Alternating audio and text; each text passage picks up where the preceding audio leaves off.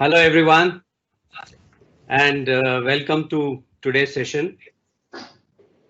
We at Indian Vegetable Oil Producers Association wanted to take this bold step to organize a COVID bull or bear price outlook and analytics because the times are very volatile, very dynamic. And last month we had our seminar again, webinar. That time we thought that the market was a bear. And today it has grown horns, but the tail is missing. I welcome our distinguished guests, our esteemed speakers. We thank you all for managing to participate today, despite different demographies, different time zones. Please accept our humble namaste from India. I'll come to speakers list and proceedings in a while.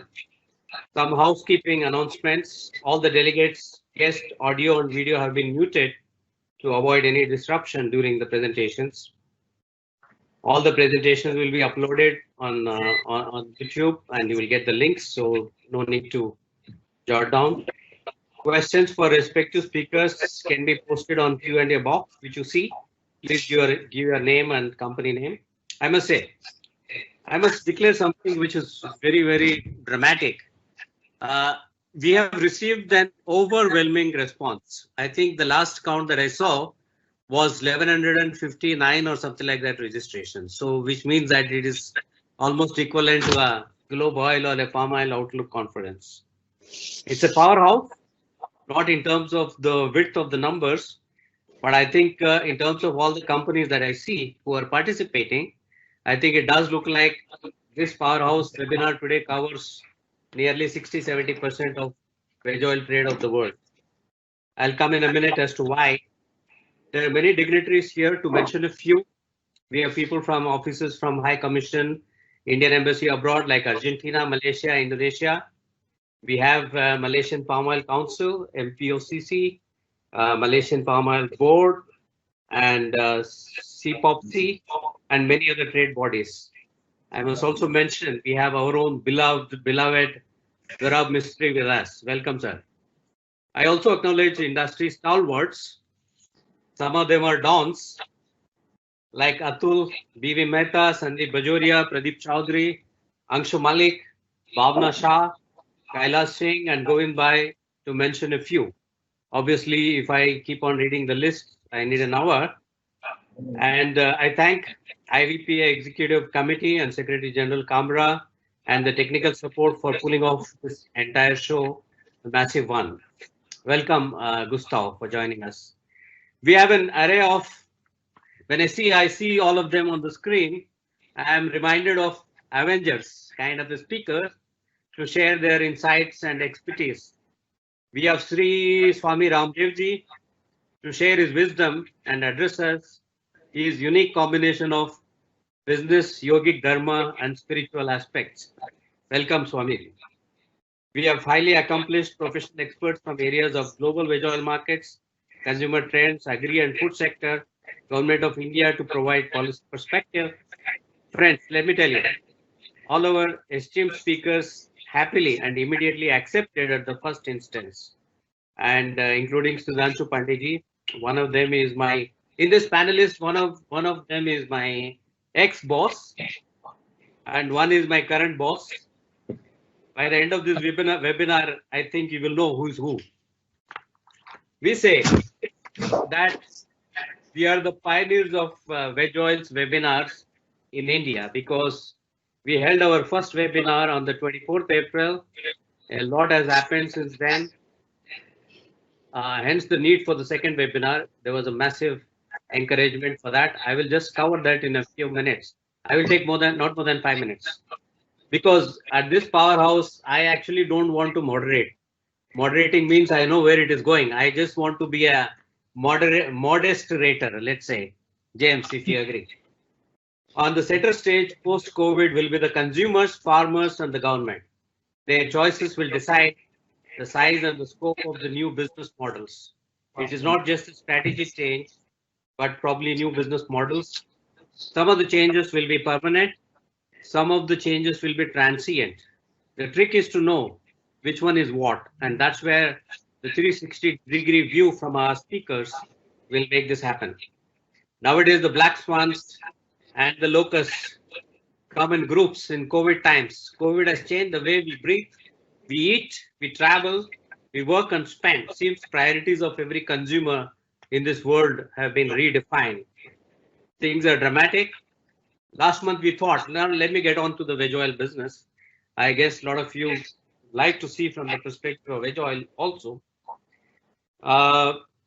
It looked like biofuels when the incredible zero price of WTO happened, wherein people want to pay money to lift your cargoes, not on the BT, not on the Brent crude, but WTI. It looked like biofuel would have no hope, and what happened to WTI crude can happen to many other commodities. At one stage, somebody was commenting, same will happen to palm oil, for example. Crude bounced back closer to levels Dr. James focused on 24th April. He said production cutbacks will make the Brent crude go back to 45. James, I can pull your leg. We call you again because of that, okay? Because you said it so right. There was some discussion, if you recollect. Palm prices were touched 1939 ringgits BMD, which is like $520. But it's amazing, in the span of 30 days, now we are talking about 2200, 2400 ringgits. I don't know the reason, I merely trade it blindly, but I asked James to throw some light on that. And C&F prices went down from 590 that time, 570 that time to $520, now $600, $590. So I think every week is a challenge. With that complexity, we will try to take as many questions at the end. We will go through 10 minutes, 10 to 12 minutes of speech by everybody. Before I go to Swami Ramdevji's introduction, I just would like to show probably 3 more minutes on a couple of slides, because a lot of people would like to know what's happening in the Indian context. I just cover that curiosity quickly.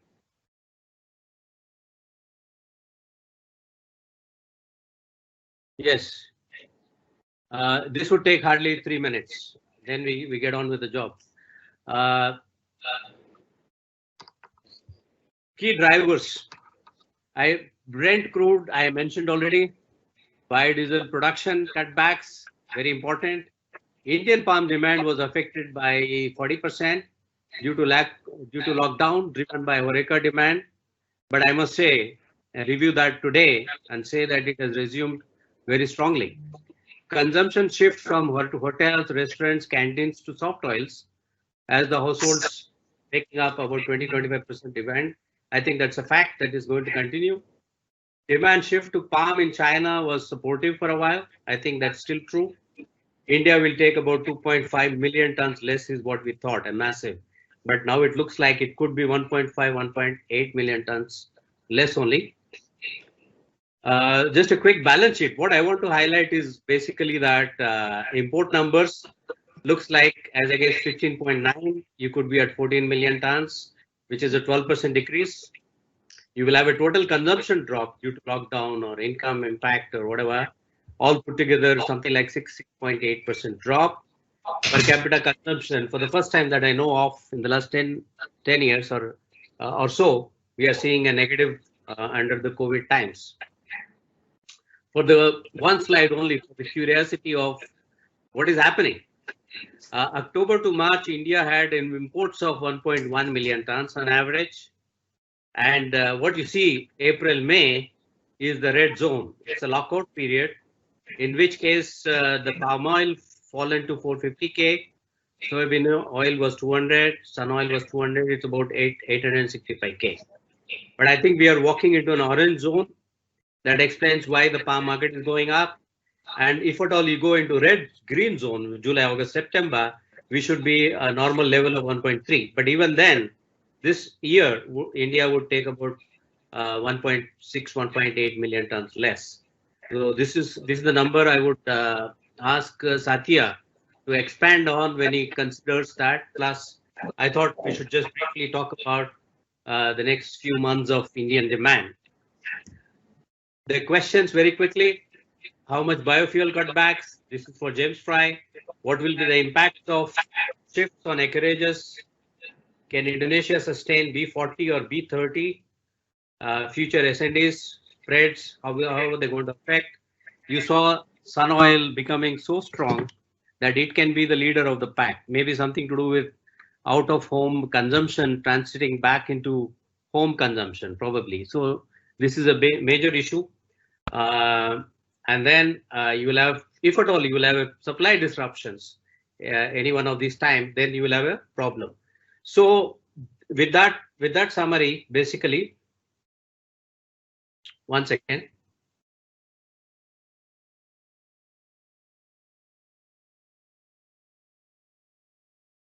Just give me a minute for the last slide.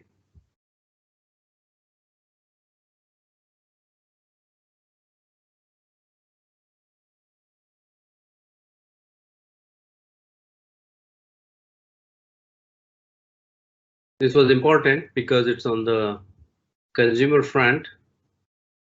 The questions for Aditya ji specifically was consumer and the marketing. It means massive change in the retailing space in e-commerce in India. Will we move towards healthy hygiene products with safe convenience? This is also for Swami Ramdev ji with his massive brands orientation and consumer pulse. Premium brands of economy brands. Do we move from packed oils, etc.? So these are the kind of questions I would like to bounce off.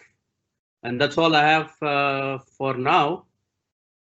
And then I would request, I'm eager to know, and I'm sure all of you, I would take this opportunity to welcome, I must say, Dr. Swami Ramdev ji. He has got his recipient of doctorate from over 10 universities, I'm told. The world famous yoga guru has taught over 100 million people in over 35 countries directly and and many more indirectly. Personally, I find him very daring, happy, shrewd, benevolent, and man of practical spirituality. He had established Patanjali Ayurveda Limited along with Acharya Balkishanji, an FMCG company with 100% charity and non-profit company. Entire group handles over 900 product range, and hence the company is known for creating new trends in the Indian markets, where the consumer awareness increased multifold for safe, nutritious, and natural products. During the lockdown, about 400 million people, massive, watch the online courses run by Patanjali Yoga Peeth. The group is known for innumerous CSR and poverty alleviation program. It's incredible. I didn't know before that Swamiji was invited for UNO Poverty Alleviation Program for eradication of poverty. Most recently, we welcome into edible oil business. Ruchi Soya Industries, a $1.7 billion company, has been acquired by Patanjali Group. With this acquisition, the total size of the business is $3 billion. But more than that, we would, Swamiji, I request you to deliver and give Ashirwad and also share your few thoughts. We have a huge global audience here. Then we would move on to other speakers, and we request you to stay till end of this webinar. Over to you, Swamiji. Om Namaste sabhi ko, pranam for all. This is a critical time for all of us, and this is a big challenge for in all over world. That all humanity is suffering from a fear. Not only corona, this is a medical fear, but social, economic challenges, religious challenges we are facing from all sides. So what is the solution? So first, keep control on your body. So if we can control our body, our mind, our soul, our emotions, our actions. So we can do better in this situation. Patanjali is working in lockdown in the capacity, 200% capacity in production, in sales, in marketing, without any advertisement. Because I'm 4 to 5 to 10, I'm available on all TV channels. I'm teaching yoga practice, how we can control the corona. We not only we can control, we can cure the corona. So I had treated thousands of patients. Now we did a clinical control trial on Ayurveda, and the 100% success result, 100% success result on corona through yoga, Giloya.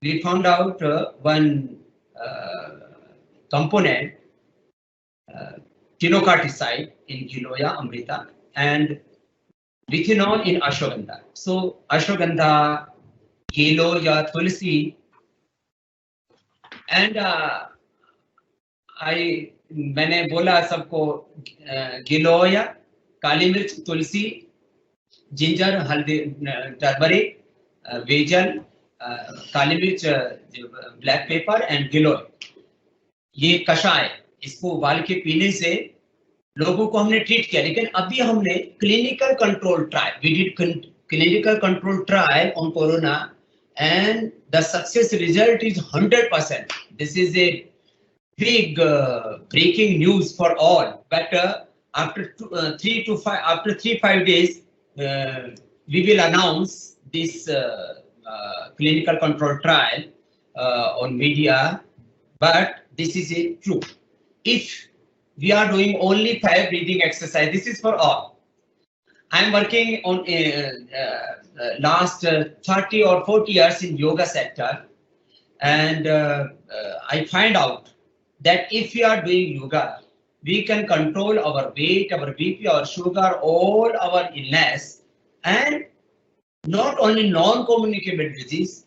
I work in communicable disease like corona. Before that, we can say dengue, chikungunya, swine flu also. And the simple practice, I am teaching only 5 breathing exercise.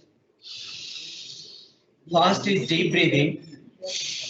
If you are doing this type of breathing, so our lung, we can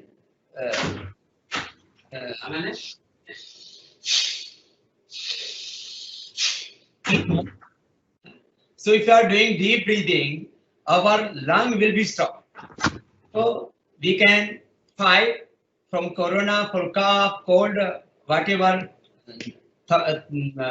respiratory disease. So 3 to 5 minutes we can do this deep breathing, Kapalabhati.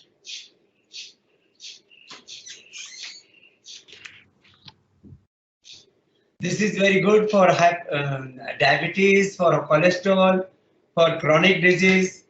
In corona, 5 big challenges. One is hypertension, second is heart problem, third is lung, fourth is diabetes, and fifth chronic diseases. So through these 5 breathing exercise, one deep breathing, this Kapalabhati, and alternative breathing, Anuloma Viloma.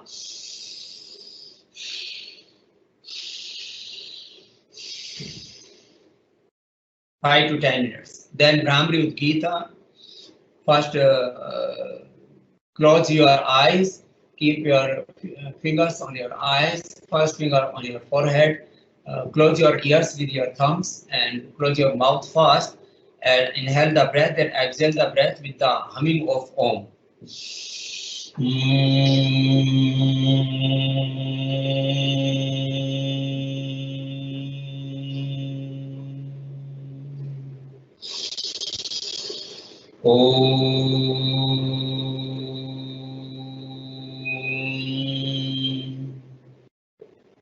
Mostly I'm teaching these 5 breathing exercises, and I taught to so 200 crore people directly or indirectly, and so multi-million or billion people are watching my YouTube programs in Hindi or in Sanskrit, in English, or in so many languages.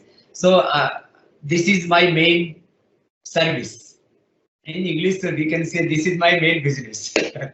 I'm not taking any money, but I'm doing this service last 25 or 30 years. So I'm doing yoga, I'm teaching yoga, and then I'm talking about business. If we are doing business honestly, so now so many sectors are facing so many challenges. Uh, Automobile sector, all mobile sector, electronics, whatever, so many different sectors. But in FMCG, there is no big challenge. But हमको स्वस्थ रहना पड़ेगा. First, you stay healthy. Then you can do anything. हम लोग अभी 2.5 months से 100% capacity पर अपने प्लांट्स को चला रहे हैं. 200% कैपेसिटी पर अपने प्लांट चलाने पड़ रहे हैं. हम लोगों को अपना मस्टर्ड ऑयल, अपना rice bran oil, soybean oil, सब ऑयल्स की हमारी 200% ग्रोथ डिमांड है हमारी मार्केट में, 200%. और च्यवनप्राश हमने कभी नहीं बेचा गर्मी में. इन दिस कोरोना प्रॉब्लम अभी शॉर्टेज है च्यवनप्राश का, हम लोग पूरा फुलफिल नहीं कर पा रहे हैं. च्यवनप्राश, शिलाजीत, हनी शॉर्टेज है हमारा मार्केट में. गिलोया एंड ऑल मेडिकेटेड जूसेस, घी, आटा, सोया, बड़ी, everything is 200% growth. So in FMCG, in food products, there is no challenges, but the main thing is raw material, then processing, then labor management, distribution, transportation, and one thing is more important, confidence level in our team. So मैं तो ये देखता हूँ हमारी team 200% capacity से काम करती है. पहले हमारे लोग 10 to 5, 6, 7 वर्किंग करते थे. Now they are working 6 to 10. The top leadership, they are working 6 to 10 daily, 6 a.m. to 10 p.m.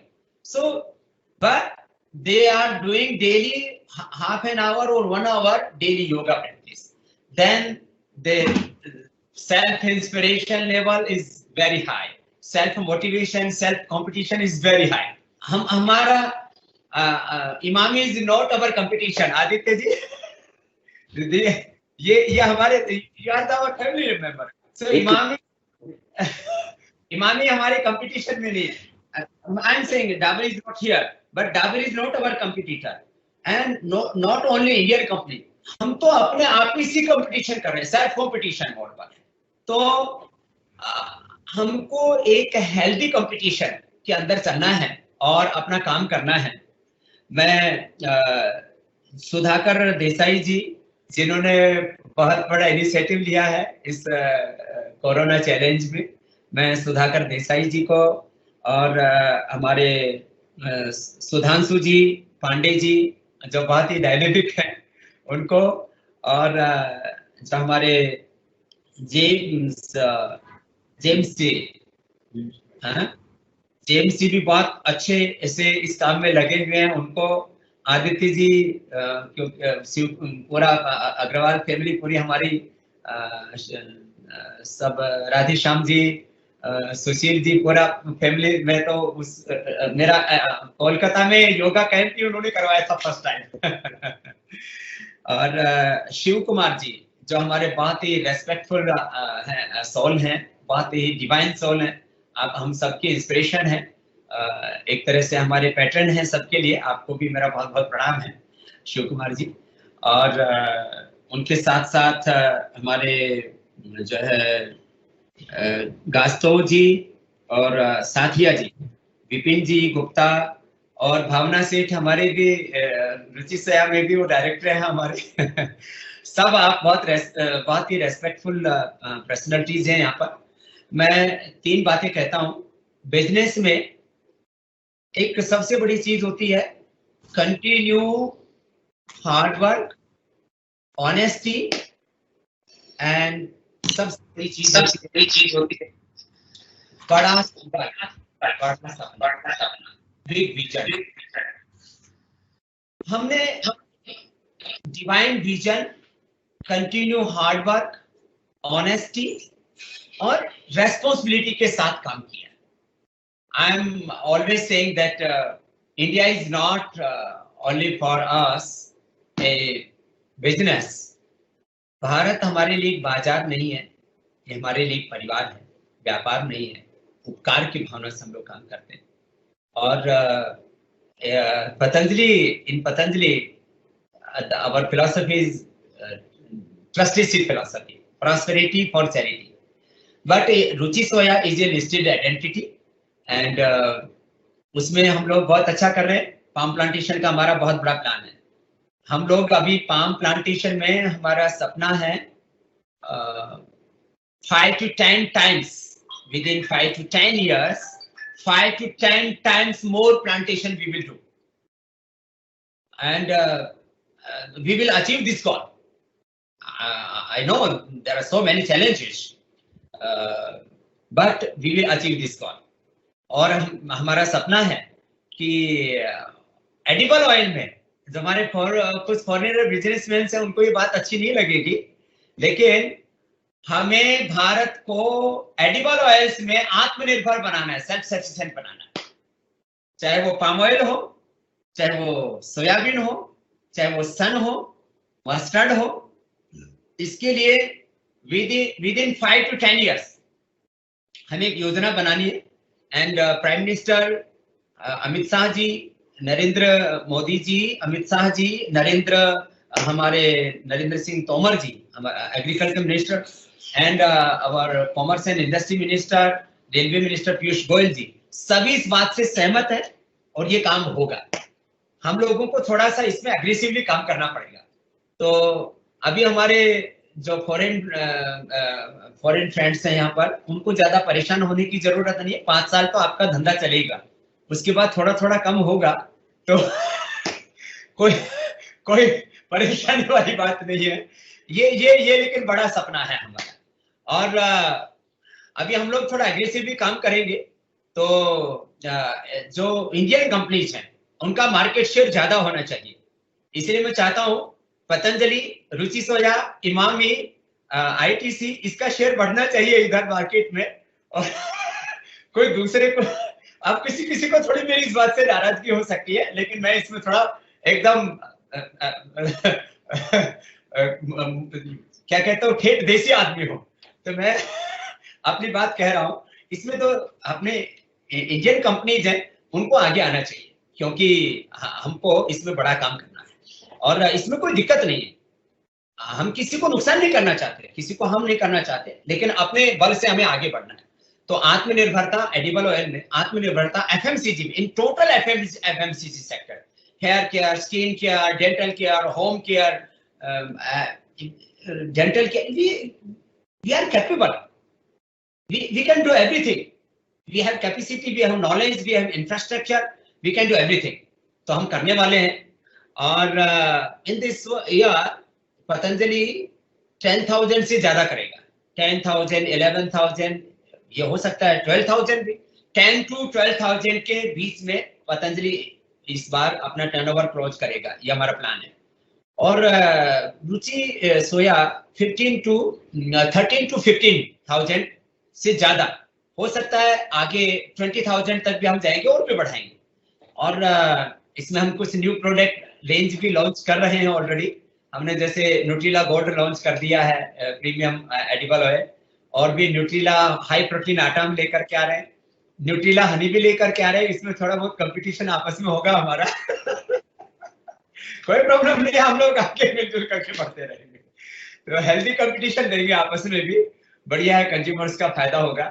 तो आप सबके चेहरे पर मुस्कान देख करके मुझे बहुत अच्छा लग रहा है। लेकिन देखो, बाकी चीजों में कंपटीशन थोड़ा बहुत होगा, योग में कंपटीशन नहीं। योग में आप सब ज्यादातर लोगों के लिए मैं एक एक टीचर की, एक गुरु की भूमिका में हूँ। तो आप लोग 5 ब्रीदिंग एक्सरसाइज जरूर करना, मैं इतना कह करके।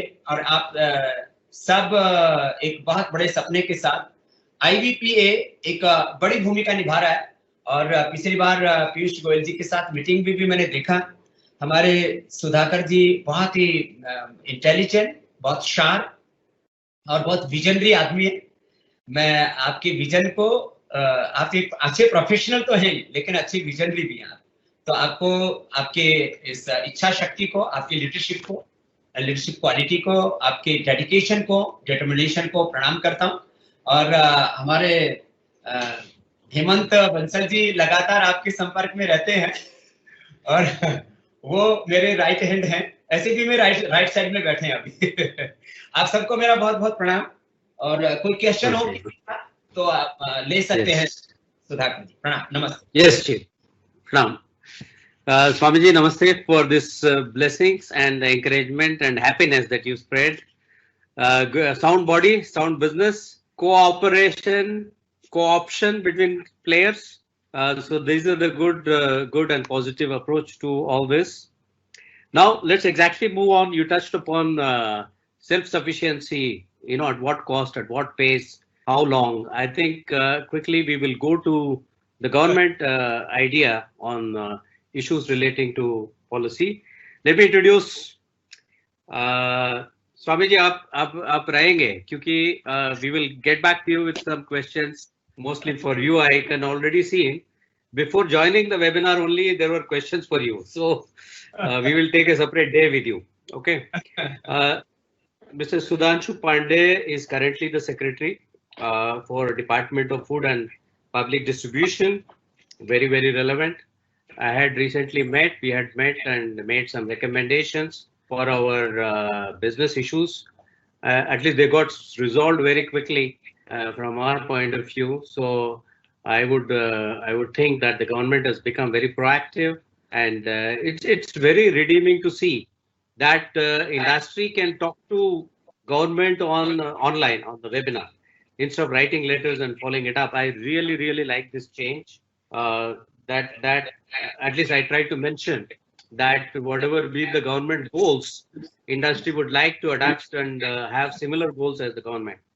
Currently serving as additional secretary in Department of Commerce, he was responsible for India's trade policy, India's negotiations in WTO, G20, BRICS, UNCTAD, and SCO. In WTO, he was responsible for GATT, SPS, TRIPS, ASEM, and so many other areas of regional, trade and international trade related issues.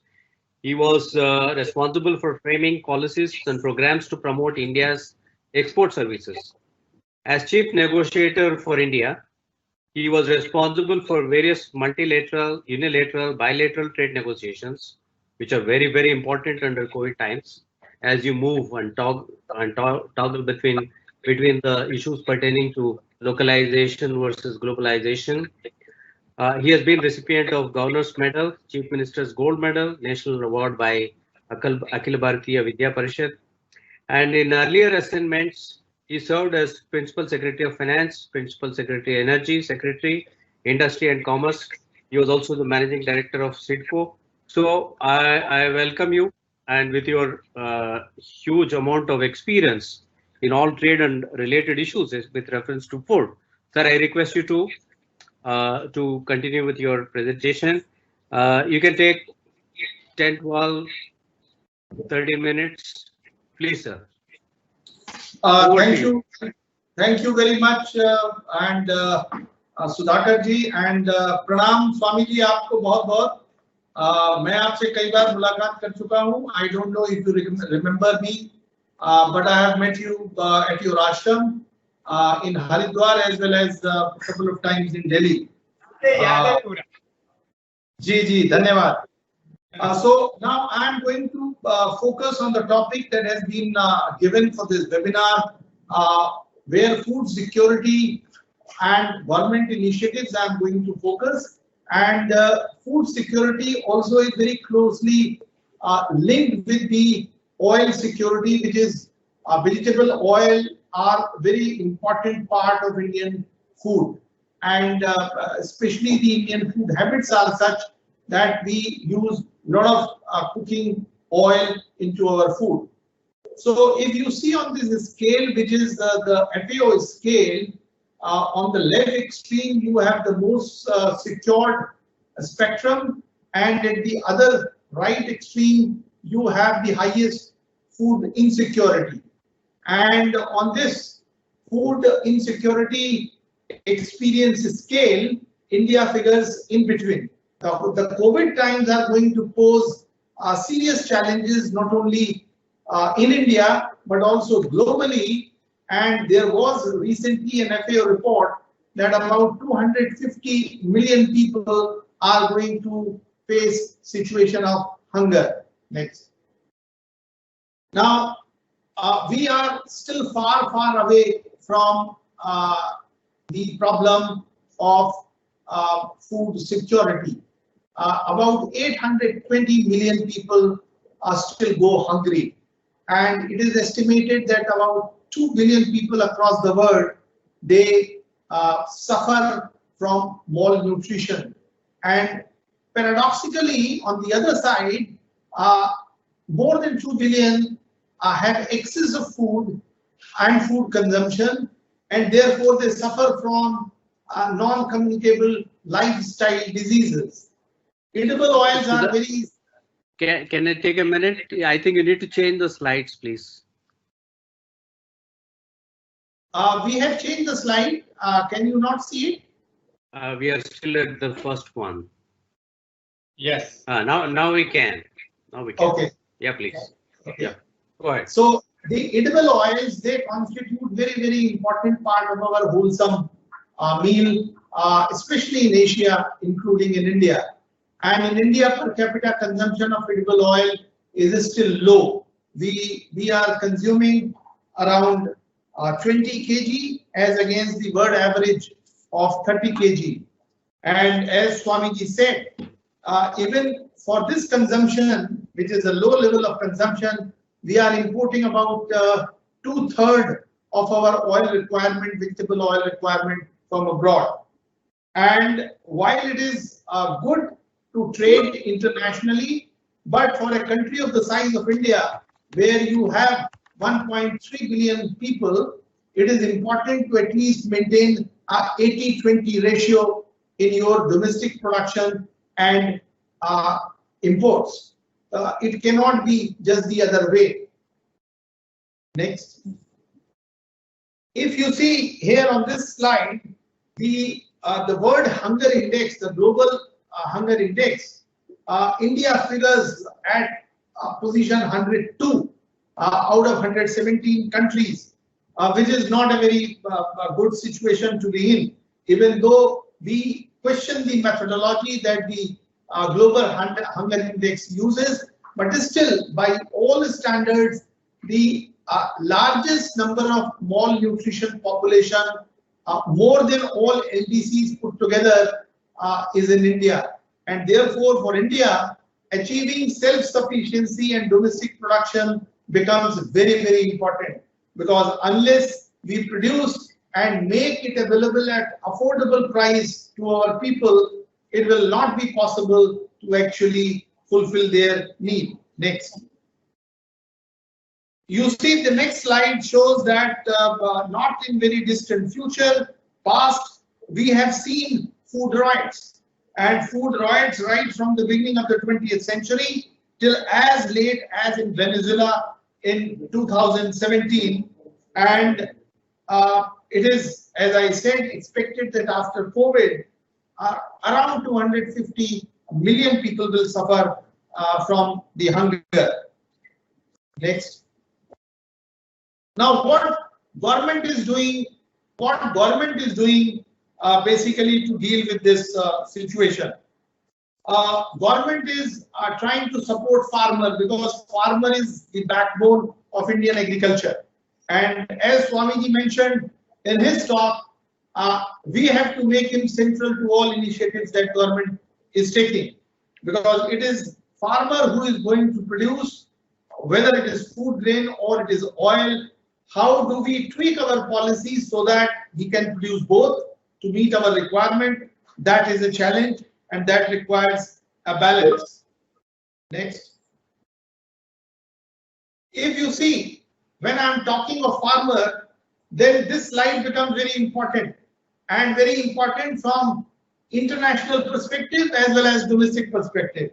If you see the blue line there, then the support that we provide to Indian farmer compared to the support that they get globally in different countries, we have tried to present this picture.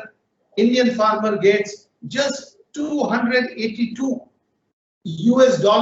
per annum support in India, whereas this figure is as high as over $61,000 a year per active farmer. Now, this is the kind of support many countries provide, and if you see, many countries, including some of the developing countries like South Korea, China, Brazil, they all offer more support to farmers, their farmers.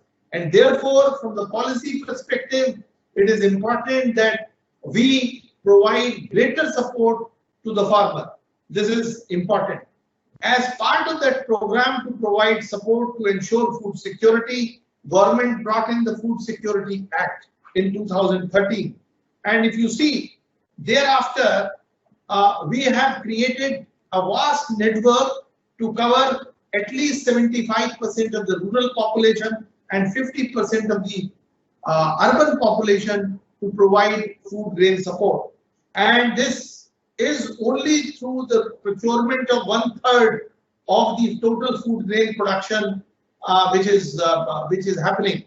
And this almost amounts to 55 million tons of food grains, which are distributed across India through 540,000 fair price shops, which are the distribution channel.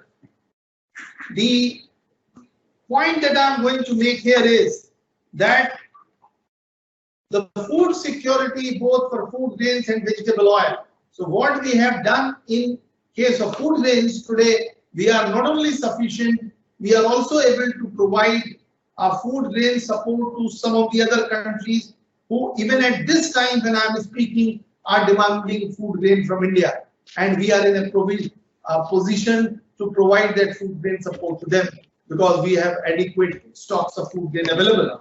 Now, same situation India would like to be in respect of vegetable oils, who are also a very, very important part of Indian food habits, and therefore it is important that we now shift our focus on vegetable oils and make India, as I said, self-sufficient, but self-sufficient in positive sense, where we do not disturb the global market, but we are at least able to be in the ratio of 80-20.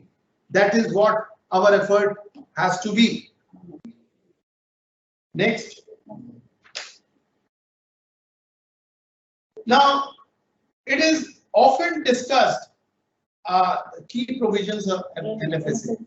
Now, it is often thought and it is often discussed that how this food program that India runs through 540,000 fair price shops is fair, transparent, targeted, and is able to serve. So for this, we are implementing one of the largest IT programs, which is end-to-end computerization of the entire supply chain. So when I am saying entire supply chain, it means from the procurement, when it happens at the farm gate, to the distribution to the final consumer, everything will be online, will be tracked, and would be available in public domain. And this is going to be based on Aadhaar linked biometric authentication. So this is what is the game changer for the entire supply chain.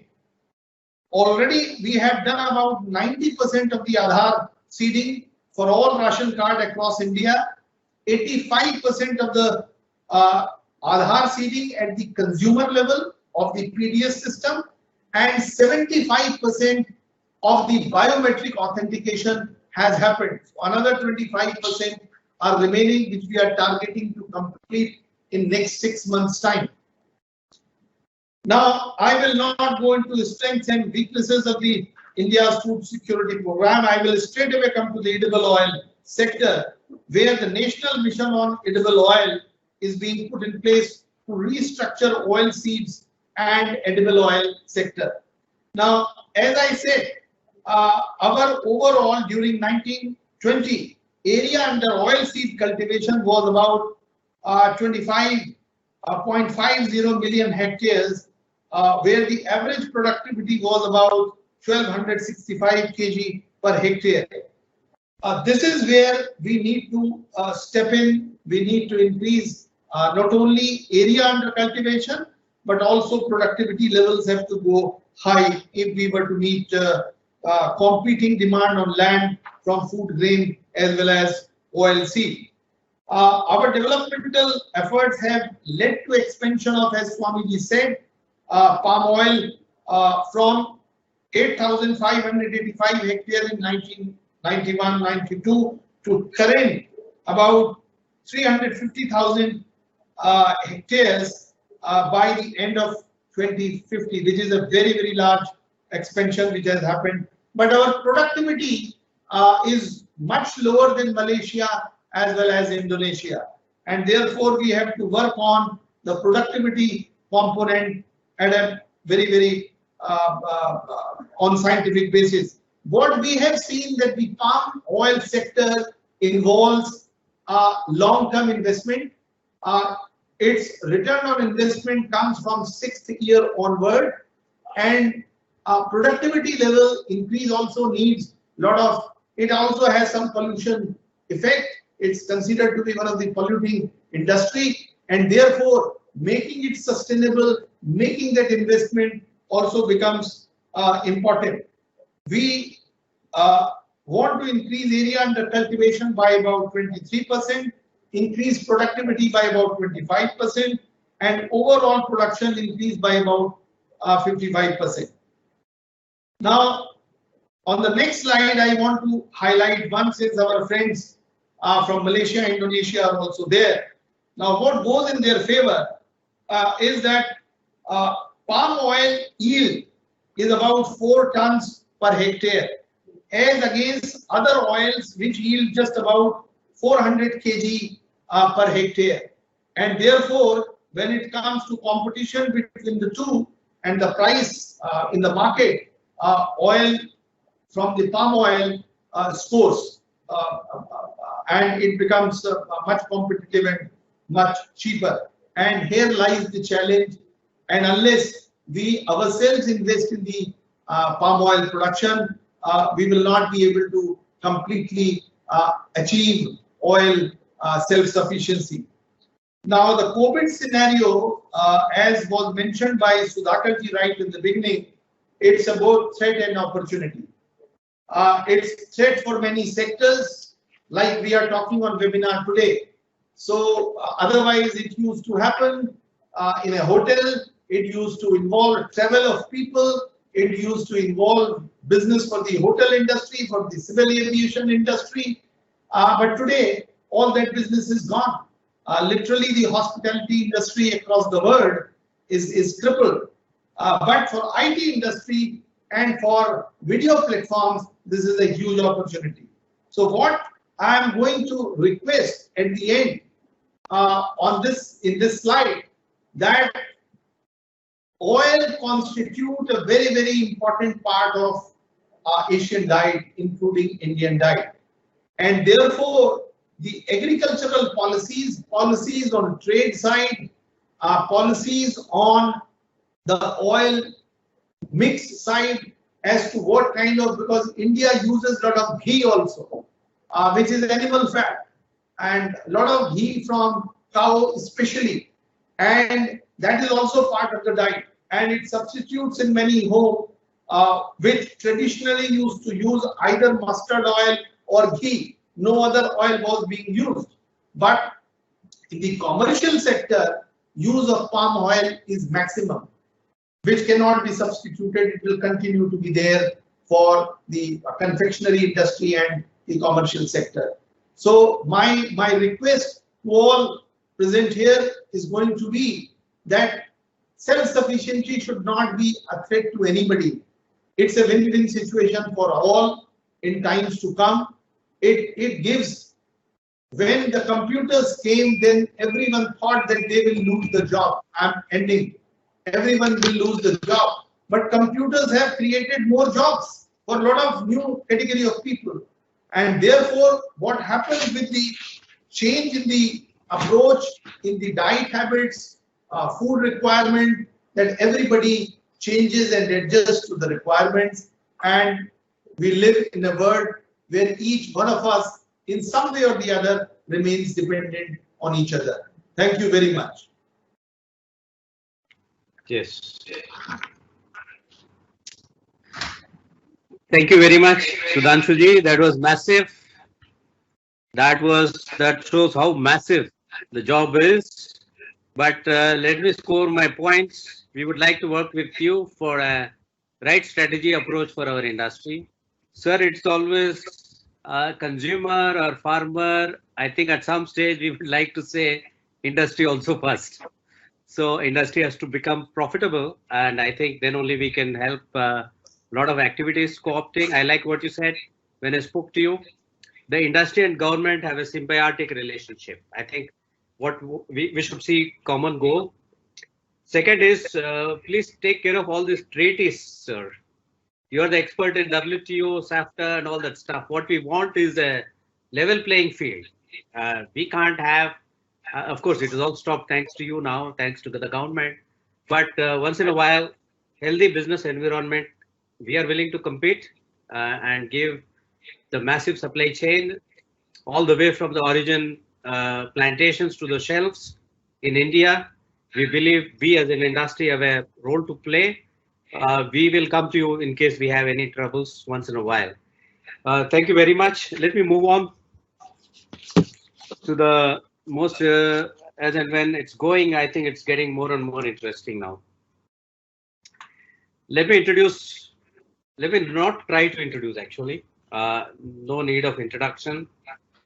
It's like saying Amitabh Bachchan in India, but James Fry in the global markets. MA in mathematics and doctorate in economics. He is ruthless when it comes to analytics and torturing the data, and happy and completely unassuming when it comes to other aspects. He works in commodity-based sectors and is an authority on palm sector with respect to James.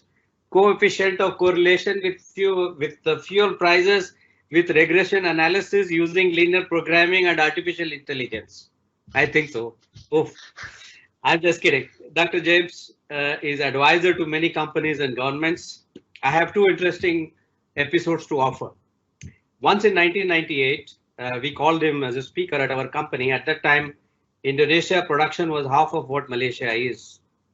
He showed a graph a decade and two, and that's what exactly happened. Another incident, Indonesia took over so strongly, we had no clue that could happen.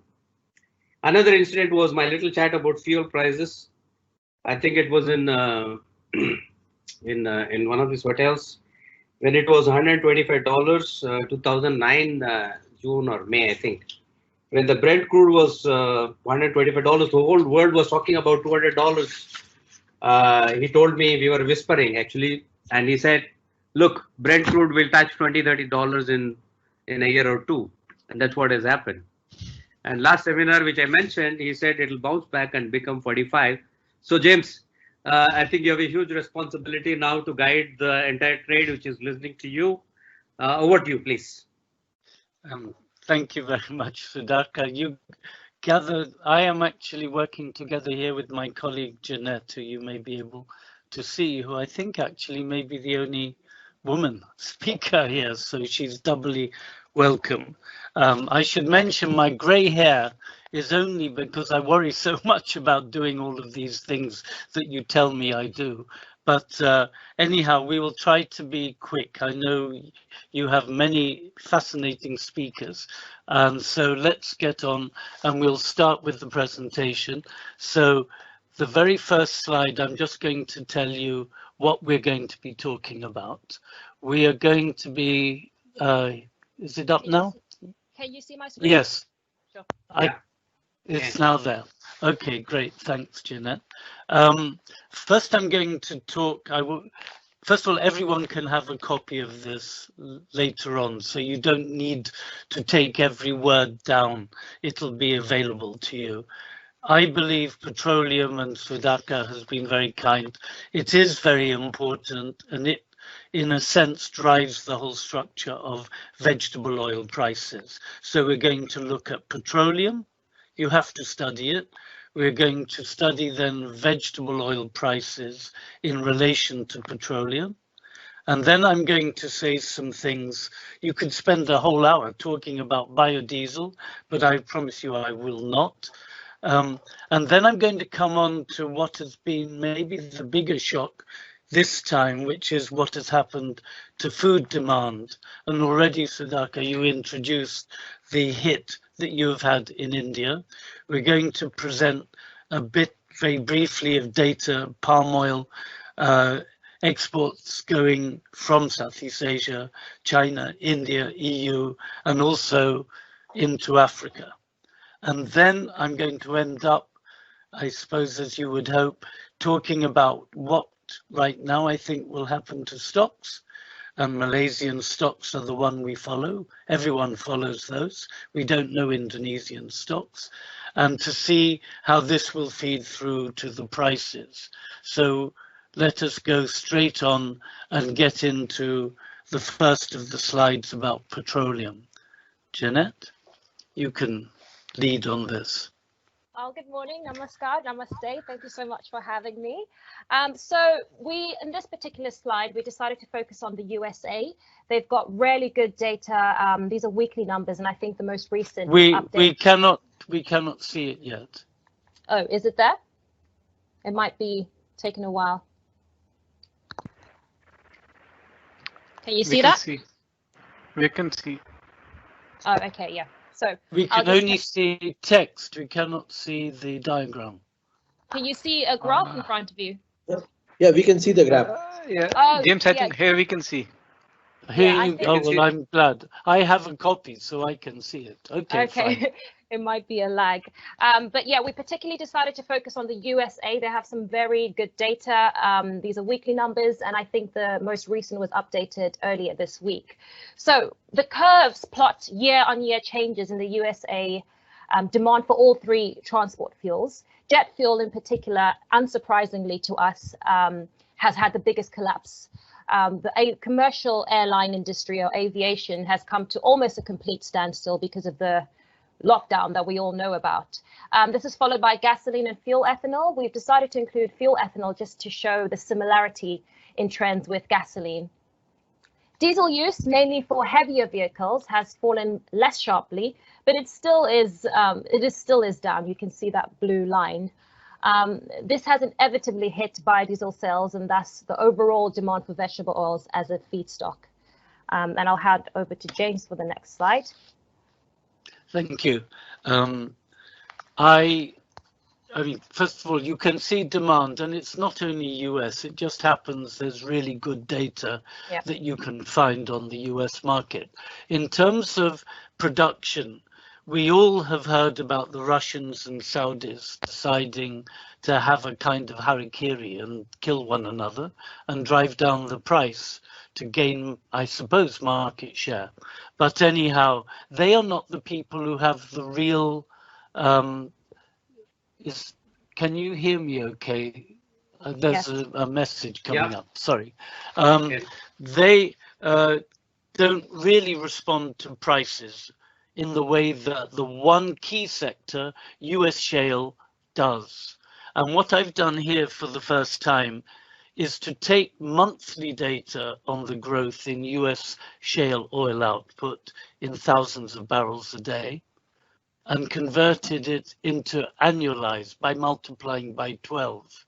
And on this diagram, I showed WTI, that's the green line measured on the left-hand axis, dollars per barrel. And the right is the annualized growth in the output of shale oil.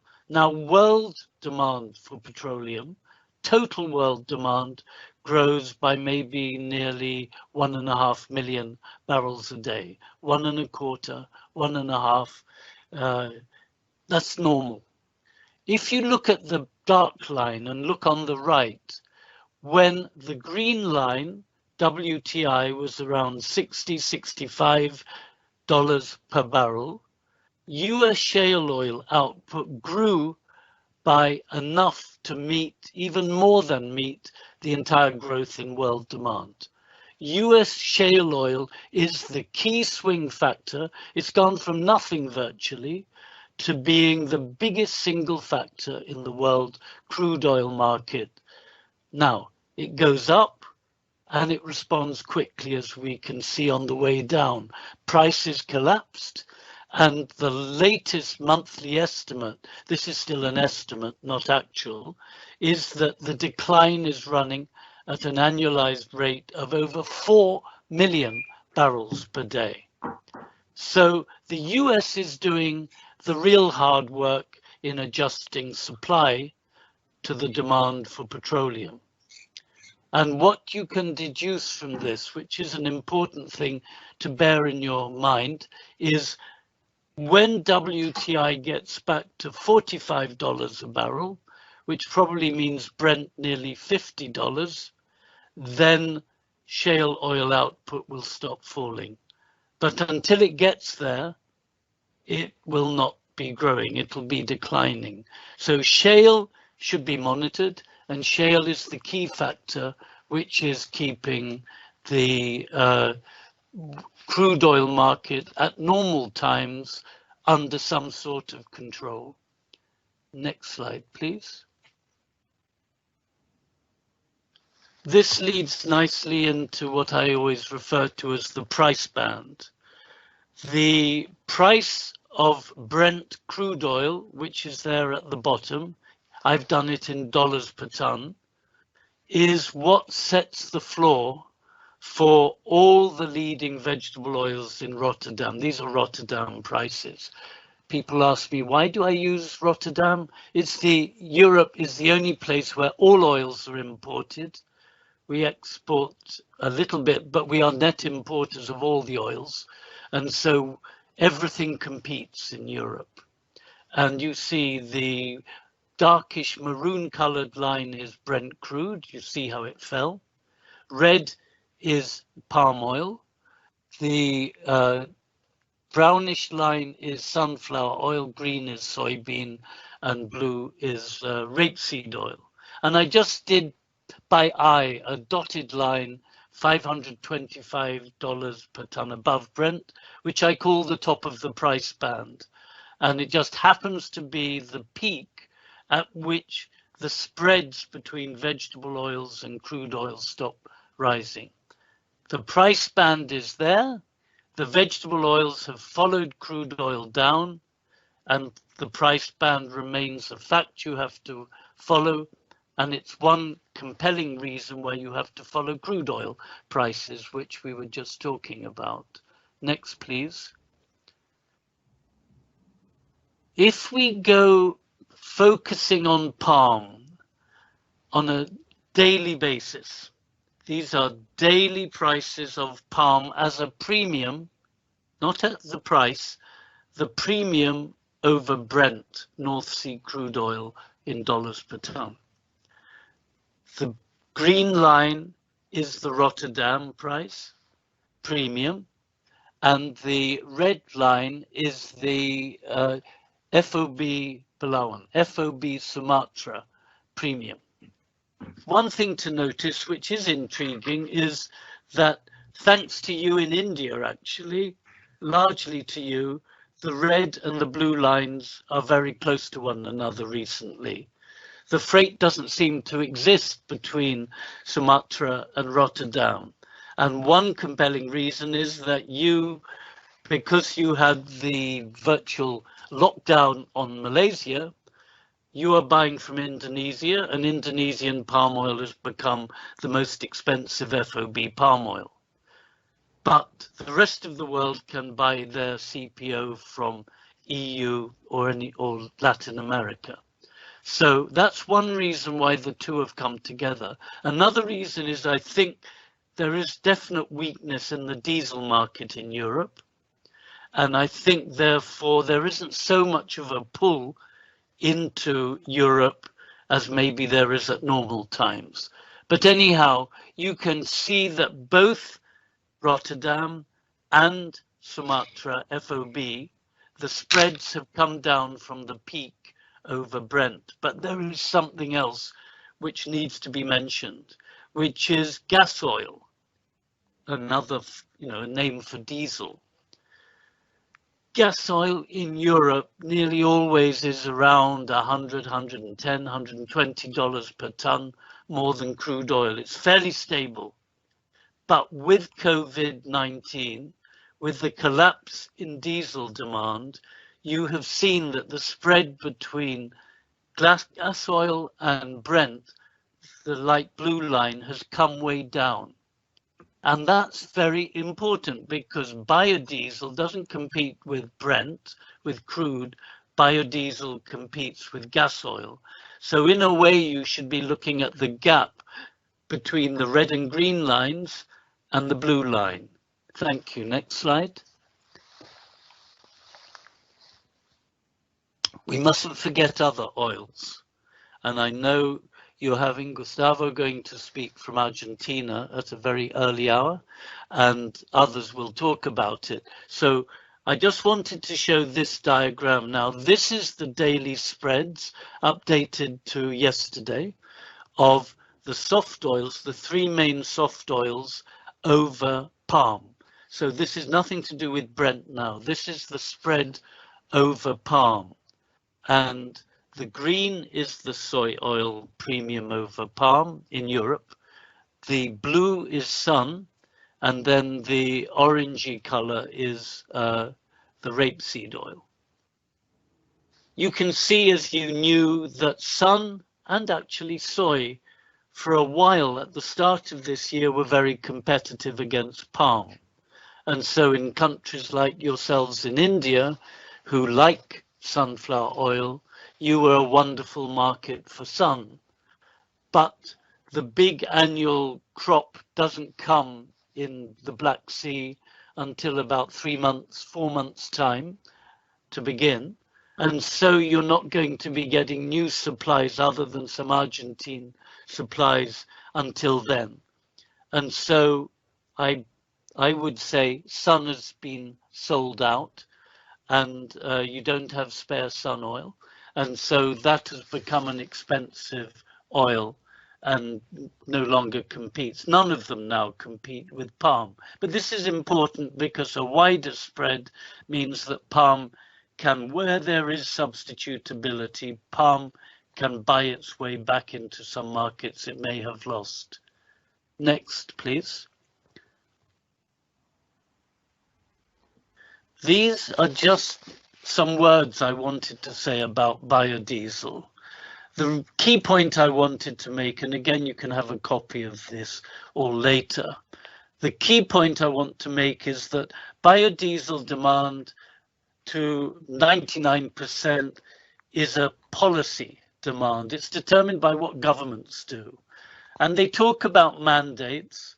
And I mention here, I shouldn't, but you're the hosts, but mandates in India are often mentioned, but I've never yet heard of them being strictly enforced. You know, governments have flexibility over mandates. Malaysia has deferred its B20 mandate.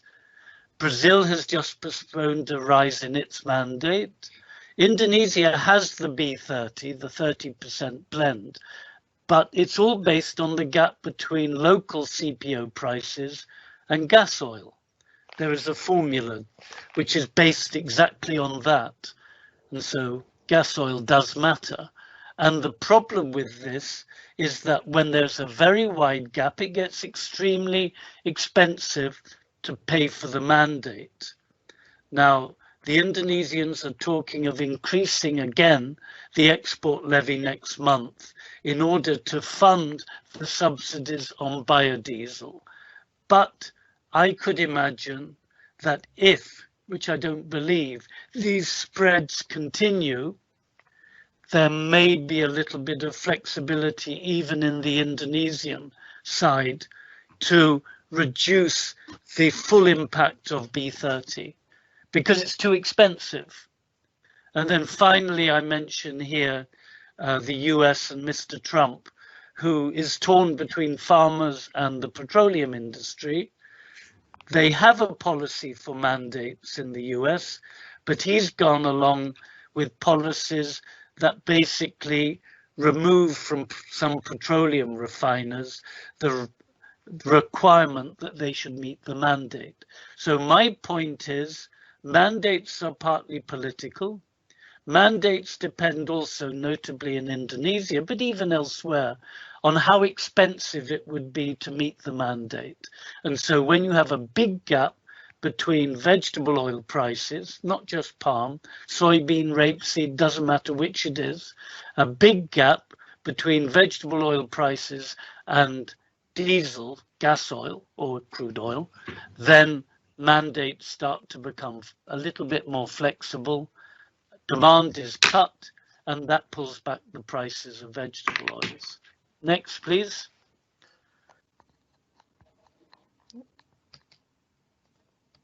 Bit of a lag.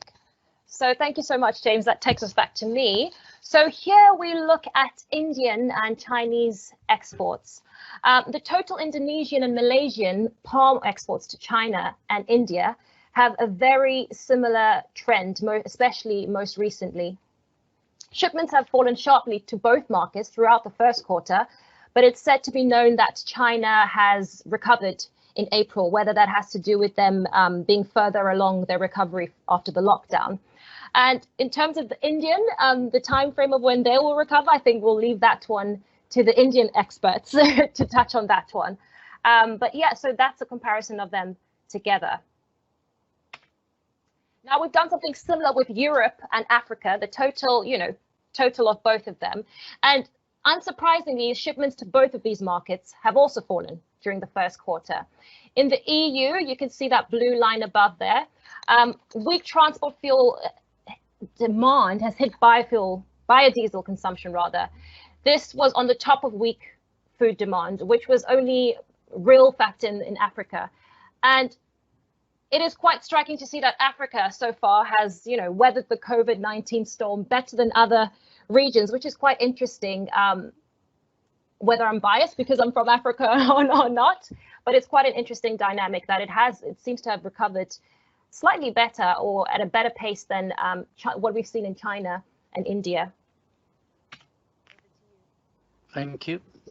Okay, and this is the last slide, I think you'll be pleased to hear. I've given you what I believe to be the facts of life. Start with crude oil, then look at how high vegetable oil prices are above crude oil. Here I show in the green line, which is measured on the left, that is the Rotterdam premium of CPO over Brent, dollars per ton. It's all to do with the price band. If you look actually at the green line, you can see in the dreadful production period after El Nino 2016, even with the tightness, the incredible tightness of the palm oil market, the premium never actually went on a monthly basis much above $400. That is the top of the price band for palm oil. That's monthly averages. The darkish grey line measured on the right is stocks in Malaysia. We use Malaysia. I mentioned earlier, it's the only one where we know the stock figures precisely. And so that's the Malaysian stocks. I hope, first of all, you agree with me that when stocks go up, the premium goes down.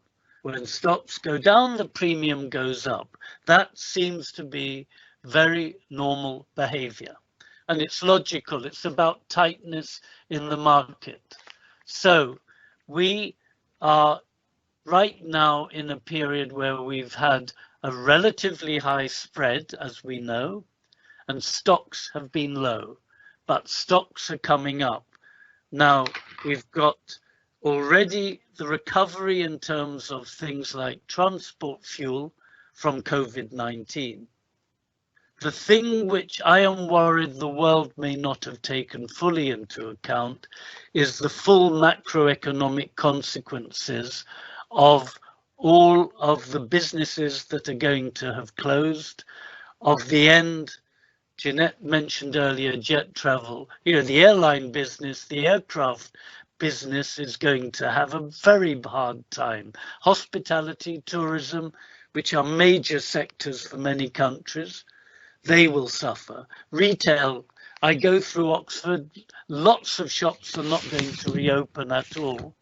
So there is going to be a shock. The real question is how big a shock and how high will stocks rise? So I show here with a dotted line an estimate I made a couple of days ago of how high they will go in Malaysia. They will go above 3 million. But previously, I thought actually they might have gone a bit higher. So I've moderated it a bit. And I then logically have to forecast what will prices do? How far above Brent will they go? And that is my dashed blue line that you can see showing the premium coming down to about $100 or so per ton.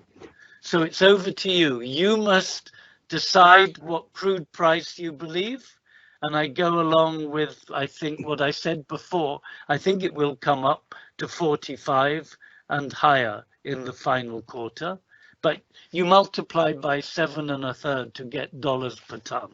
So you can work out what is the crude oil price, and then you must add the premium.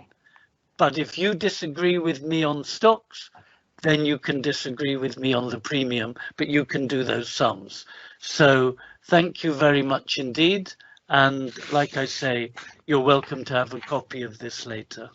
Thank you. Thank you, James. Thank you. Thank you for taking us through this. I have questions, but we'll come back to you later in a while.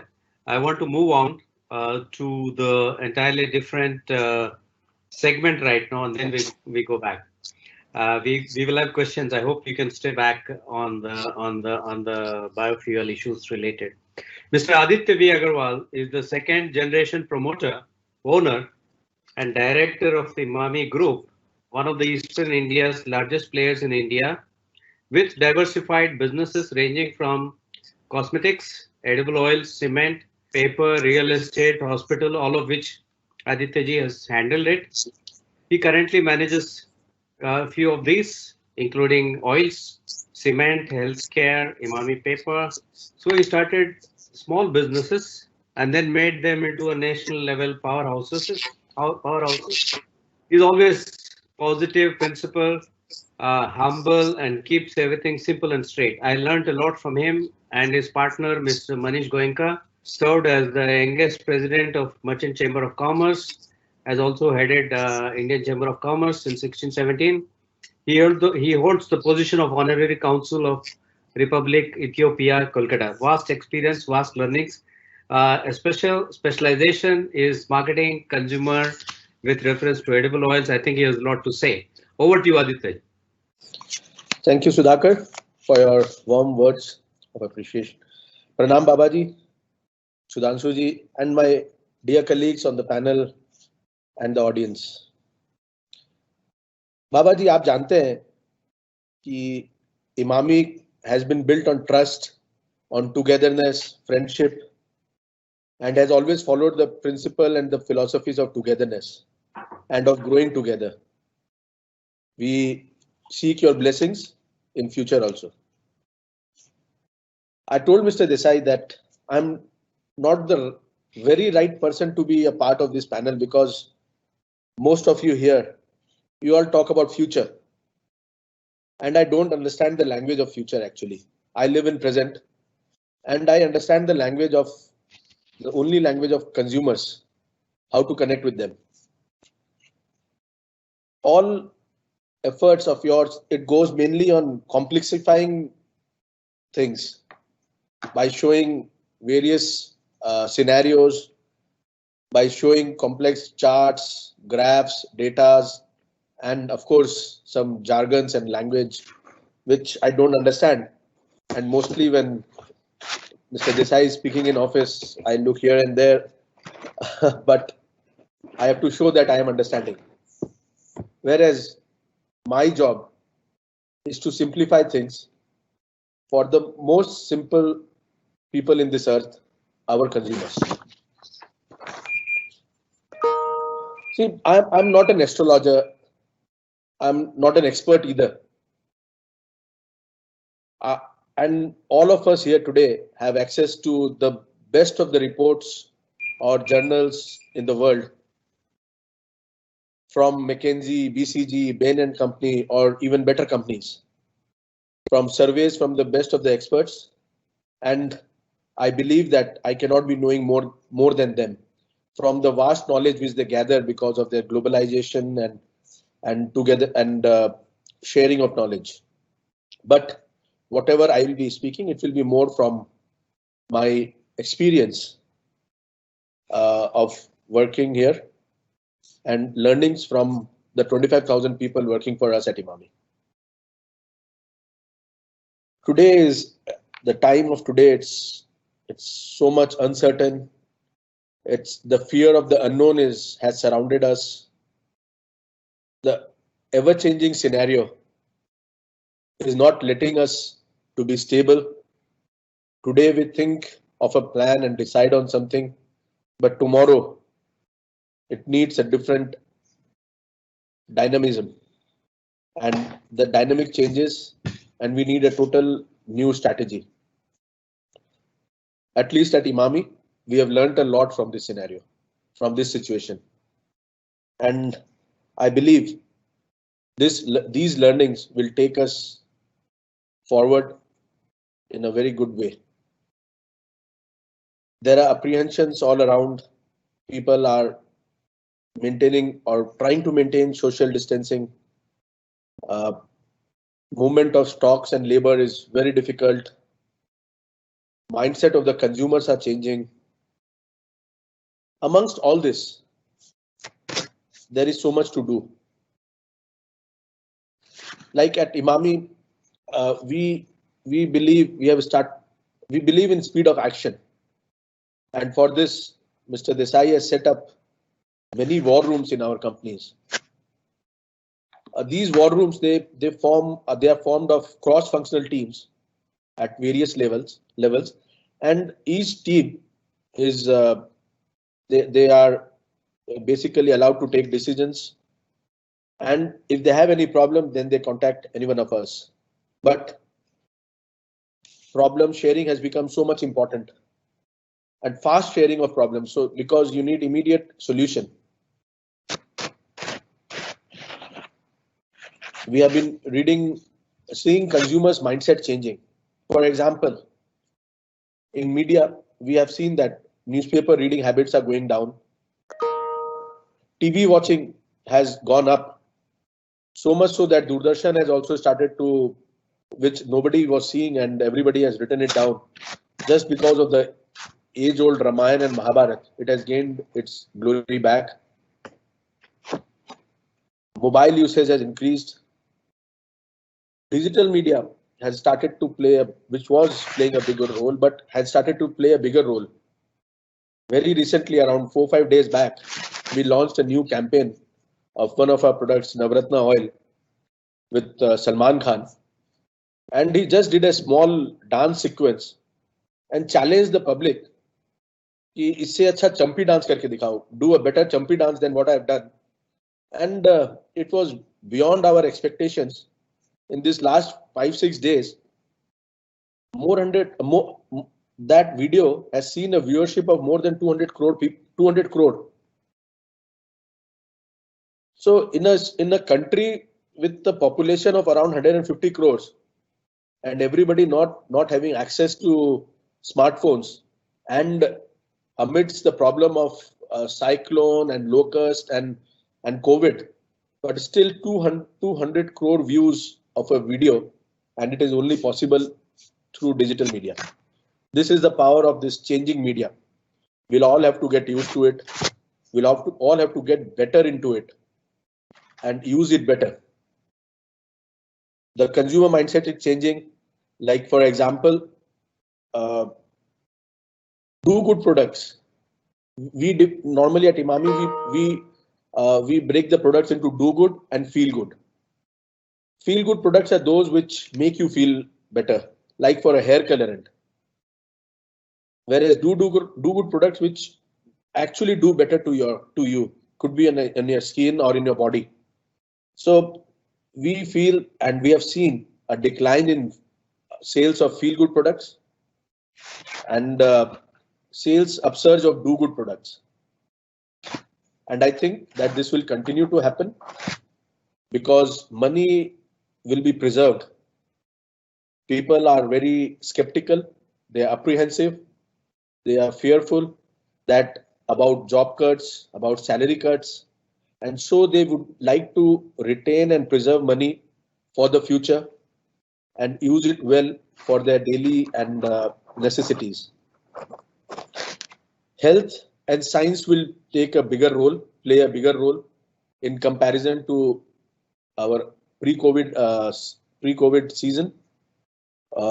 Earlier, taste and nature was playing a bigger role, but it's a understanding that science and health would play a bigger role. It has already started to take a bigger role. Sustainability will take a backstage. We already are, like earlier we were thinking of how to make packaging sustainable, but now we'll be thinking on how to reduce costs and how to reuse the same packaging again and again. Consumers have stopped buying a brand now for some time. They are using a commodity product actually. Say if I am going to a shop and asking for a particular brand of any product, say edible oil or for atta or for most of the things, or a bread even, it's upon the retailer whatever he gives us. So we are not consuming brands largely, but slowly this will change. All these changes are not here to stay forever. Some of these changes will stay for a longer time, but most of it will change sooner, as soon as the world comes back to a normal feed. As far as the retail is concerned, e-commerce was growing, but will play a bigger role because of their delivery systems, their technology, and maybe the normal retailers, our pop and mom stores, the Kirana stores, as we know, they will also change into order and pick. Like I will call them from my phone, give them my list of requirements. They will keep it ready, packed ready. I will just go and pick it up. Instead of going there and sending and giving my orders, home delivery will become bigger and bigger. So there are these and many such changes we are seeing and will continue to see. Some of these changes, as I said, will remain. Some or mostly will change. We have to preserve resources. We have to share our resources. We have to understand that optimize our resources, in fact, that whatever we have is not for ourselves only. Many people in some of the past seminars where I've attended have asked whether it will become the survival of the fittest. Well, I tend to disagree. And even if it is going to happen, it is our role to make sure that it does not happen. Because if we can survive only if the society survives. Similarly, larger business can only survive if the smaller business is also there. I have no shame in saying that we all learn so much from small businesses. In fact, most of the new innovations are done by small businesses, by startups, and then the larger companies, they take them over or take these innovations and make them bigger. So as Babaji also said, there is enough space for everyone. There is no need to fight with each other. In fact, I would like to use this forum to say and to ask most of the refiners here कि आप लोग को profit से क्या problem है? Whenever we start seeing margins, we suddenly see that everyone has started cutting prices and the prices have fallen and we are again back in red. So sometimes we wonder why are we doing this business at all? So much of risk is there, of dollar, of commodity. So don't let the 1 or 2 chances which comes once in a year or once in 2 years to make profits, don't let it go. I don't have much more to say. I would in fact love to hear from Mr. Shiv Kumar. He is running such a wonderful business at ITC, especially on foods. And of course, it was nice listening to Mr. James Fry and Babaji. So we'll be waiting for questions if any, and we'll be happy to answer to your queries. Thank you so much. Thank you, Sudhakar.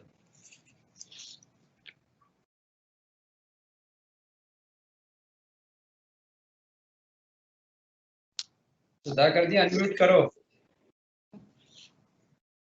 Thanks, Aditya ji, for business with purpose and social marketing, and for making it look simple and practical. We'll come back on some of the roundup summaries, but Shiv Kumar. Shiv also doesn't require any introduction. Group Head of Agri and IT Businesses, ITC Limited, the man behind Chaupal, which has become a case study in Cambridge and other universities. I think I was happy to be with him when this whole discussion started in ITC. We've been together for a while. Graduation at Silver Jubilee, he was there with me, and then I ran away to Irma College for my management in rural management. There also I find him. Then I looked for a job, and then there also I find him in ITC as a boss. And then so we keep meeting like this. During each Chaupal initiative was developed and executed during that time for the soybean industry. Then it became so huge that for the wheat business, which is one of the strongest brands of this decade or last 15 years, I think Ashirwad wheat, it became so strategically important for wheat sourcing, the Chaupal. I found him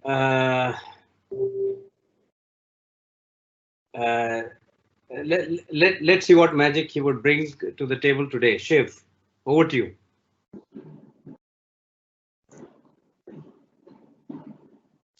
You have to Thank you. unmute, yeah. Thank you, Sudhakar. Yes, so we go back 40 years from those streets in Kurnool to now the waves over the air as we talk across multiple locations. And it's a great pleasure to be here. Namaste, Swamiji, Sudhanshuji, Dr. James Fry. We also see each other after 20 years. Aditya, and looking forward to listen to everyone else as well. So the theme of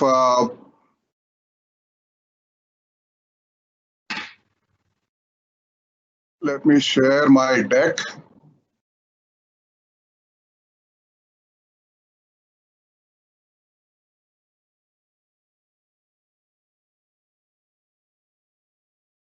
Can you see it? Yeah. Okay, great. So the theme, as you've seen in the flyer, is if it is a bull or a bear, what is COVID going to do for the vegetable oil sector. Coming after someone like Dr. James Fry, I don't want to put my own predictions as to what is going to happen. But let me go to another animal and talk about elephants. You know, why I picked up elephants, since we are in any case talking about animals, is that elephants have a great knack of digging even the dry land where potentially water is underneath and discovering water for themselves as well as for everybody else around.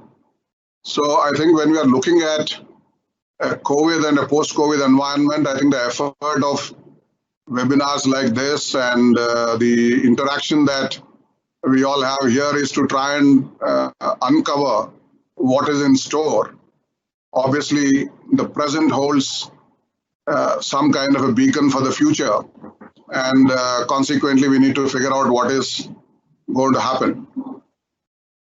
Something that all of us have heard as a new phrase is this new normal. Yes, the normal is reversed here, and that's the new normal. You know, many things that we are now going to see or have already seen over the last 2 to 3 months are quite different from what they were in the past.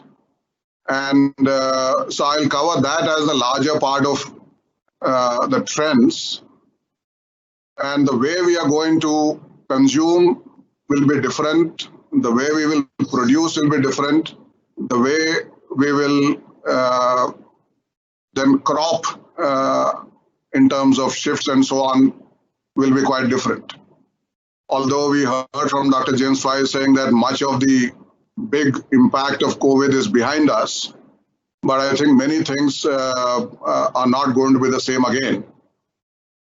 For example, this picture that you see is just about 3 months old, but you just can't visualize sitting like this again for a long time, because the vaccine is going to be at least 1 year away, if not 2 years, by the time it reaches all of us.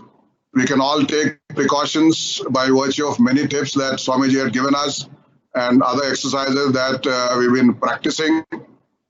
But something like this is out, and consequently, the consumption of food that occurs in food courts, in restaurants, in public spaces is all pretty much out. And we have seen decline of huge magnitude, depending on the nature of food service, anywhere between 60 to 90%.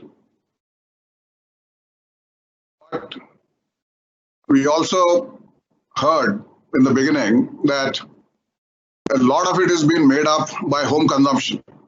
I'm also doing a little bit of a commercial plug here with an ITC MasterChef packs here, because the phenomenal jump that happened for not only things like atta and oil and everything at home, but what brings the exotic food home, and consequently its own implication. While quite a lot of this can be baked or air fried, but a fair amount of oil consumption goes along with the frozen for ready to cook and ready to eat products like ITC MasterChef.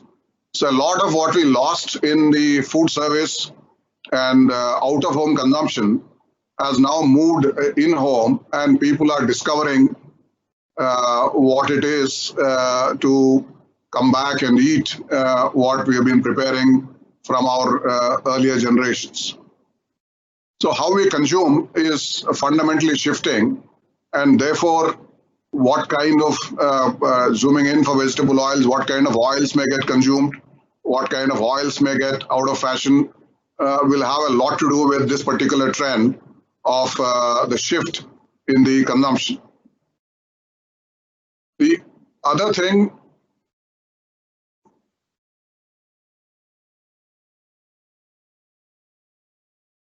we have already heard about, this slide is not willing to move beyond the ITC slide for some reason. I think the bandwidth is poor here.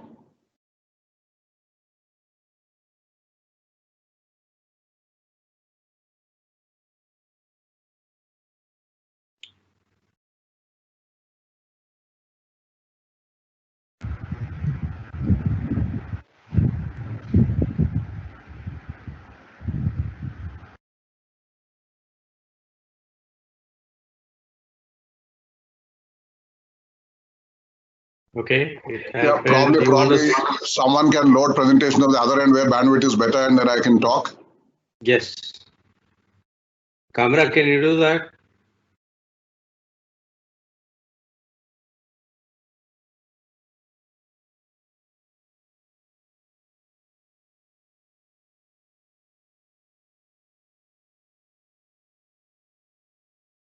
Rahul, camera. Yes, I'm doing it. Okay. So maybe you can continue. We'll still love to listen to you. Yeah. We'll do that. We're doing it. Yeah. So the next bit really is that how the consumption is going to shift. So what I had on that slide really was a chart on for different major crops, what part of it is the fuel consumption, what part of it is feed, and what part gets into food. Something that we have aptly heard from both James and Jeanette.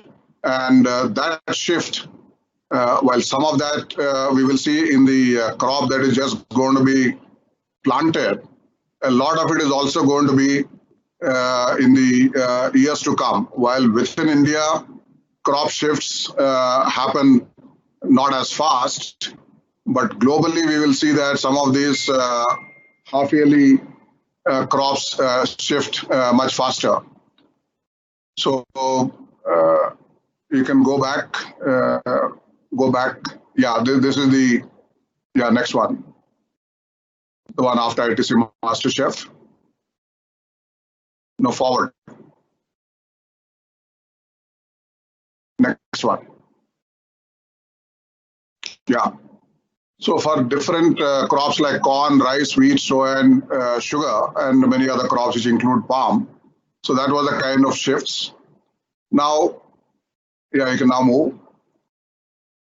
The shift in production is going to be the next big one. Again, we heard from multiple people, particularly Sudhanshuji, in terms of earlier the world was focusing on resource efficiency. From the time the WTO agreement on agriculture happened in the 80s and 90s as it got negotiated, the concern was that we needed 2 more Earths to produce food enough for the population by 2050. And therefore, we must move towards a global resource efficiency in terms of grow only those crops where one is more efficient and move to a more global supply chains. And that's how the whole discussions on tariff reductions and other aspects happened in the WTO agreements. And from a situation like that, already we started the trend, and you can move to the next slide, of one of the self-sufficiency. And this is how a cartoon which shows that self-sufficiency is its own complexities. You can't be so entirely self-sufficient, and it is true of vegetable oil sector that we are now talking about, because we currently import as much as 60% of all our vegetable oil consumption. And it doesn't make sense for us to become 0% and be completely self-sufficient. Nor does it make sense to keep moving from 60 and further upwards. I think there'll be a balance that will be achieved as part of policy. Many countries around the world, even where they're importing from single origins or double origins across different food crops, are now saying, how do we diversify our source of supply? Or how do we look at increasing domestic production? We are in the process of engaging with several countries now for long-term agreements, and as part of that, some kind of sectoral arrangements being negotiated. So consequently, tomorrow's world, we will see a self-sufficiency drive and at least partially balance in the vegetable oil sector. I would say something like 30-40% is a fair import reliance that we could have in self-sufficiency. It's a general number. You can pick your own number, but certainly 60% or more is an unsustainable kind of a number. And that's what brings me to my last point in the next slide. And you can move on to the next slide. And everyone has talked about oil palm, and have you already moved? I can't see the next slide here on my screen. Yeah. So, most of this has been said by people. I am only paraphrasing or rather picture phrasing that the potential identified by the mission on oil seeds, edible oils, is nearly 20 lakh hectares of oil palm plantation. And today we are at 3.5. And given that you have a 4 tons per hectare potential, there is a huge opportunity. Much of this has also been identified long back. It's not as if it has been talked about afresh. Of course, there is a plenty of opportunity even in other oils like rice bran and cotton and number of other species. But palm holds the highest. And this is where I want to link up with the most recent reforms in agriculture that was just announced. And we are likely to see the enactment of that in the next few days. And an important area is going to be the reform in Essential Commodities Act and the APMC, as well as the farming agreements. So palm is something which is a great opportunity for the together spirit that the previous speakers have spoken about. That how do you create a reciprocal dependency between the farmer and the processor, and in turn for the consumer? That in any case, you can't take these bunches too far away from the production centers. So consequently, it is important in terms of how the processing units engage with farmers in a much stronger manner to do the extension work and develop productivity, and productivity being the single mantra for us to be self-sufficient or self-reliant, and not through higher prices, not through higher tariffs. And so I think this is where the key is held, and in being that together of the entire value chain is also something that for a very, very long time, we have seen that we moved one way from literally zero imports to 60% imports in the span of about 15 years. So now I think moving back to 30-40% imports in the span of next 10 years is a goal that probably the nation will have to set for itself through productivity, through diversification of the oil basket. And that's how we will support the consumption shifts and the cropping shifts, as well as the entire field, the way it is going to change. And therefore, rather than a short-term bulla bear that all of us are anxiously waiting to deal with, I also want to trigger that elephant thought and say that let's dig and look for something which is in the longer term also. Thank you.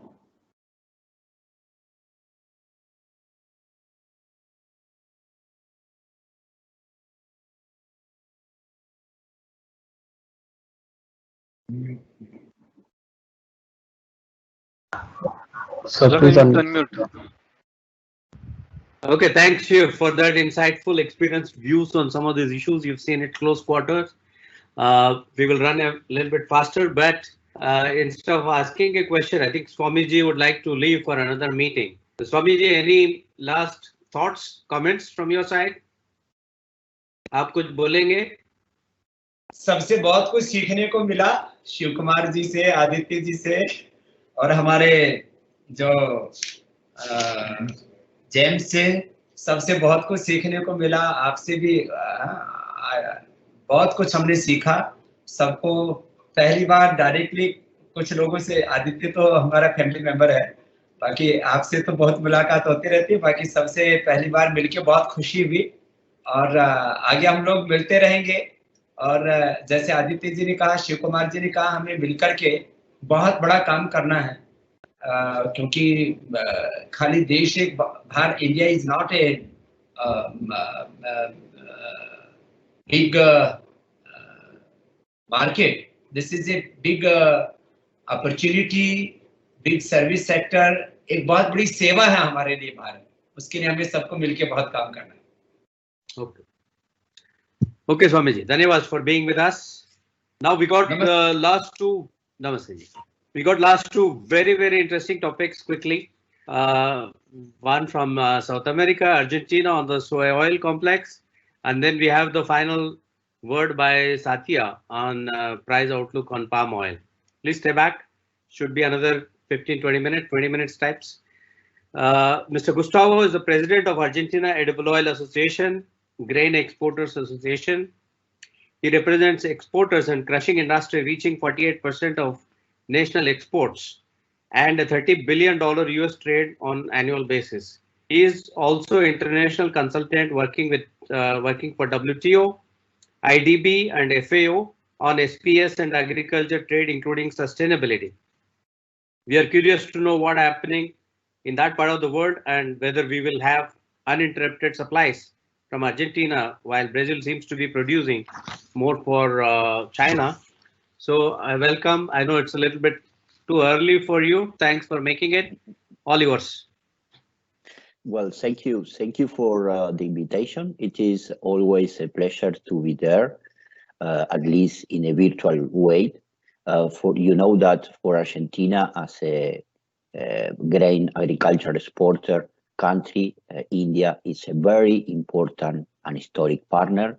So we will continue working jointly with India in order to give all the needs that you have as a country on vegetable oils needs, but also in other agriculture and food products. I have a short presentation. Let me introduce what is going on in Argentina in reference to the current global pandemic situation. And also we will focus after that on the situation of the vegetable oil industry in Argentina, particularly this current campaign, and we will focus on soybean oil supply and some comment in reference to sunflower oil supply. In Argentina, the federal government has stated since March 20 a national social isolation policy, which is a compulsory rule for all the territory. These compulsory rules have been released in many parts of the country in the last months, but it is still going on till June 14, and probably it's going to be extended in the area of Buenos Aires city and surrounding, which is the Buenos Aires city, the capital city of the country, where we focused more than 90% of the coronavirus cases. Since March, as an exporting industry, we have been developed and implemented health preventive protocols for plants, transporters, and ship personnel. We have applied general preventive protocols, including working together with the Ministry of Agriculture at federal level, but also at provincial levels, and including working with Ministry of Transportation. We also set up an Industry Sanitary Management Committee, which is in place. We have included a scientific advisor working for the president, but also working for industry as part of this National Industry Sanitary Management Committee. And we've been collaborating with national and provincial legislation in order to allow circulation of transport. The first point of the problem when the isolation measures were introduced, as it happened in many other countries, was the problem of the circulation of transport, particularly grains and food. But so far, those problems in Argentina have been solved. And also we've been working with our national authorities, particularly customs, and our National Food Safety Authority, which is called SENASA, collaborating with them in all the border check health protocols, including check protocol for vessels. All the 22 ports that we have in Argentina, 22 ports dedicated for grains and vegetable oils and meals, all of them are operated. All of them are working. We have agreed also with our National Food Safety Authority the introduction of digital signatures, phytosanitary certificate.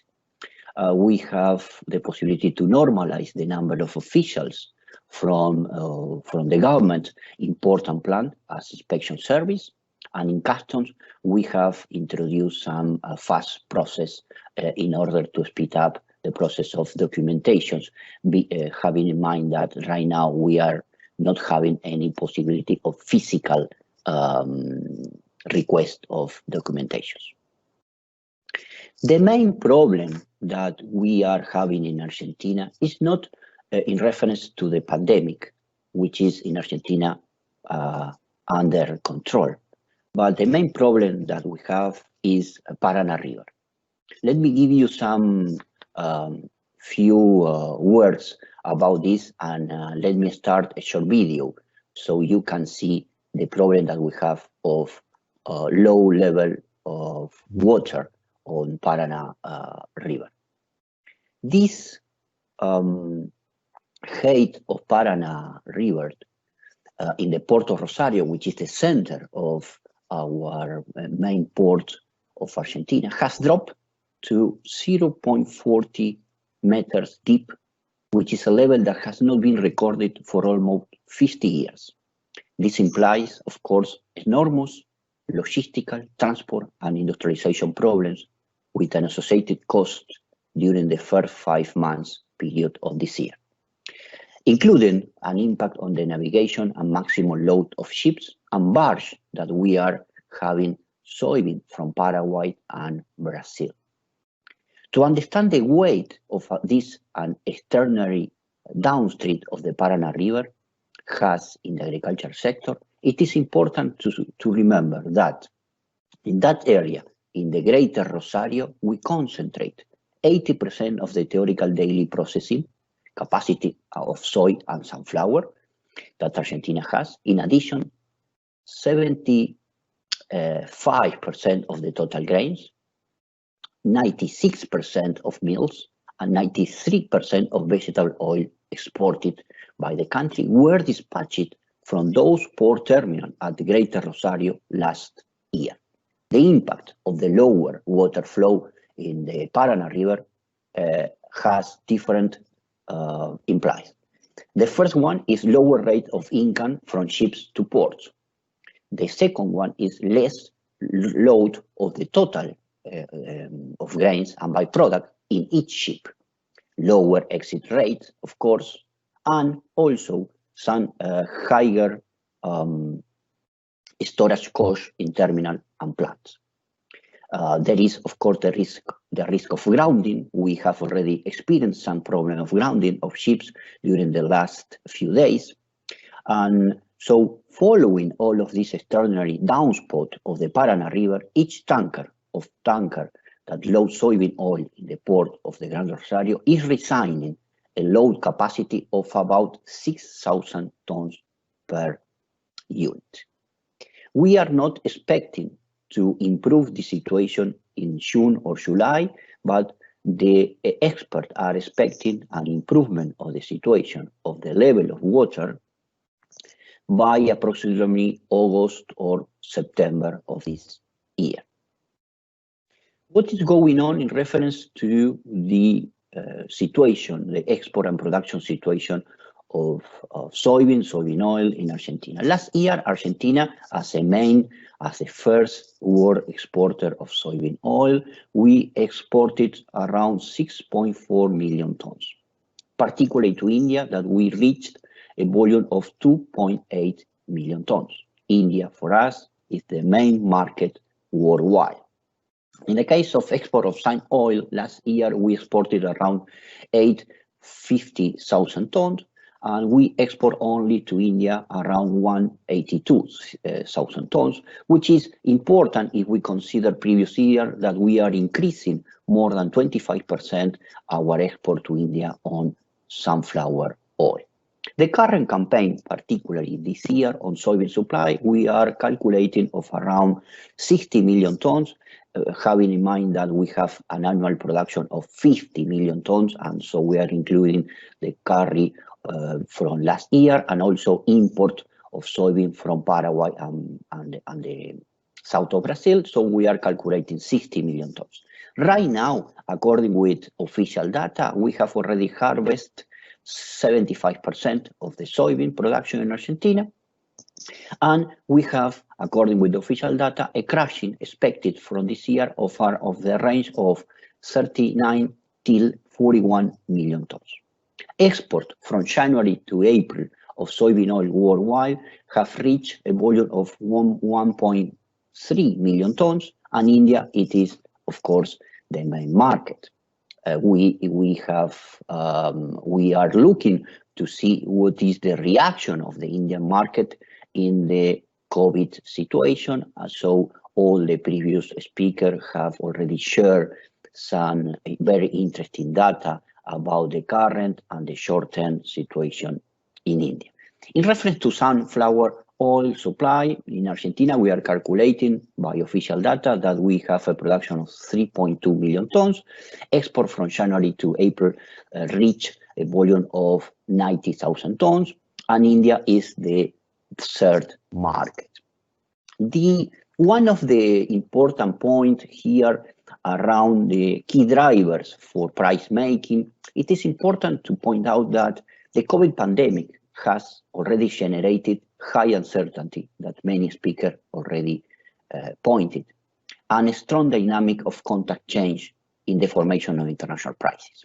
In the case of soybean oil, it is important to say that COVID has had a negative impact due to the drop in the consumption of the oil in the HoReCa channel, but particularly in restaurants, as well as the drop in the consumption of bioenergy due to the sharp drop in oil prices. It is not clear if this price situation will continue throughout the year. It will depend particularly on the extension of the isolation measures in many countries worldwide.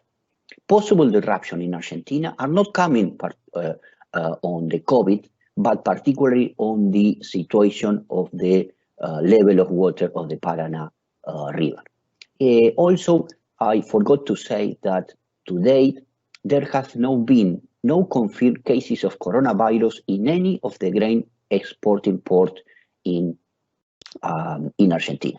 So having in mind this, India is a very important market. We are committed to continue with our supply in a good quality, not only soybean oil, but also sunflower oil. I'm happy to receive any specific question about my presentation. Thank you. Thank you. Thank you, Gustavo. Yeah, I think that was pretty interesting. Now, I request the speakers to keep seeing the Q&A box. It's mind-boggling that I think to answer all these questions, we require another half a day. They're very interesting questions to various speakers, including on biodiesel, and some of it is very deep. But I would not be able to jump into that as yet. We will keep at least 10-15 minutes for that. Let's move on to Satya Varka.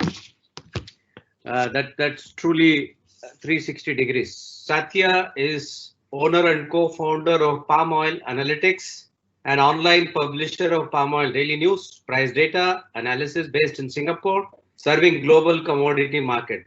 Dr. Satya has been in the commodity information business for over 20 years.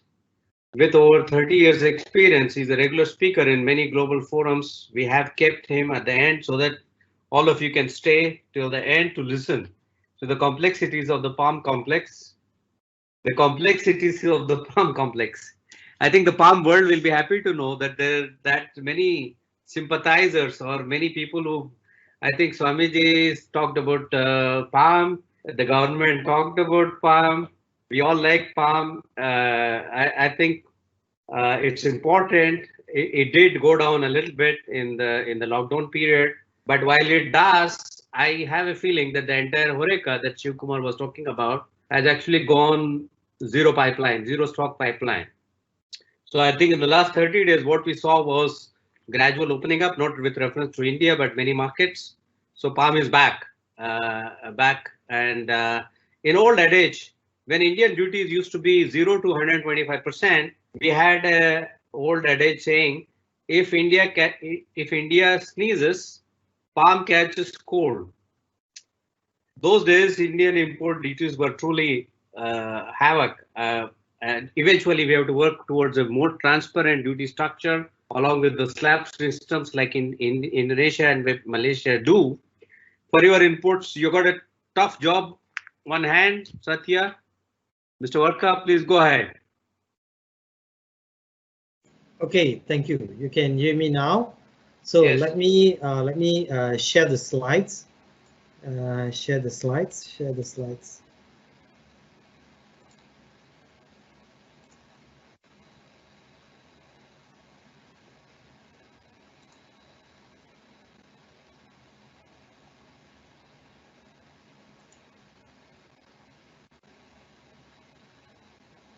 Can you see my slides? Yeah. Okay, excellent. Can you hear me clearly? Yes. Okay, very good. Let me just remove all these cables.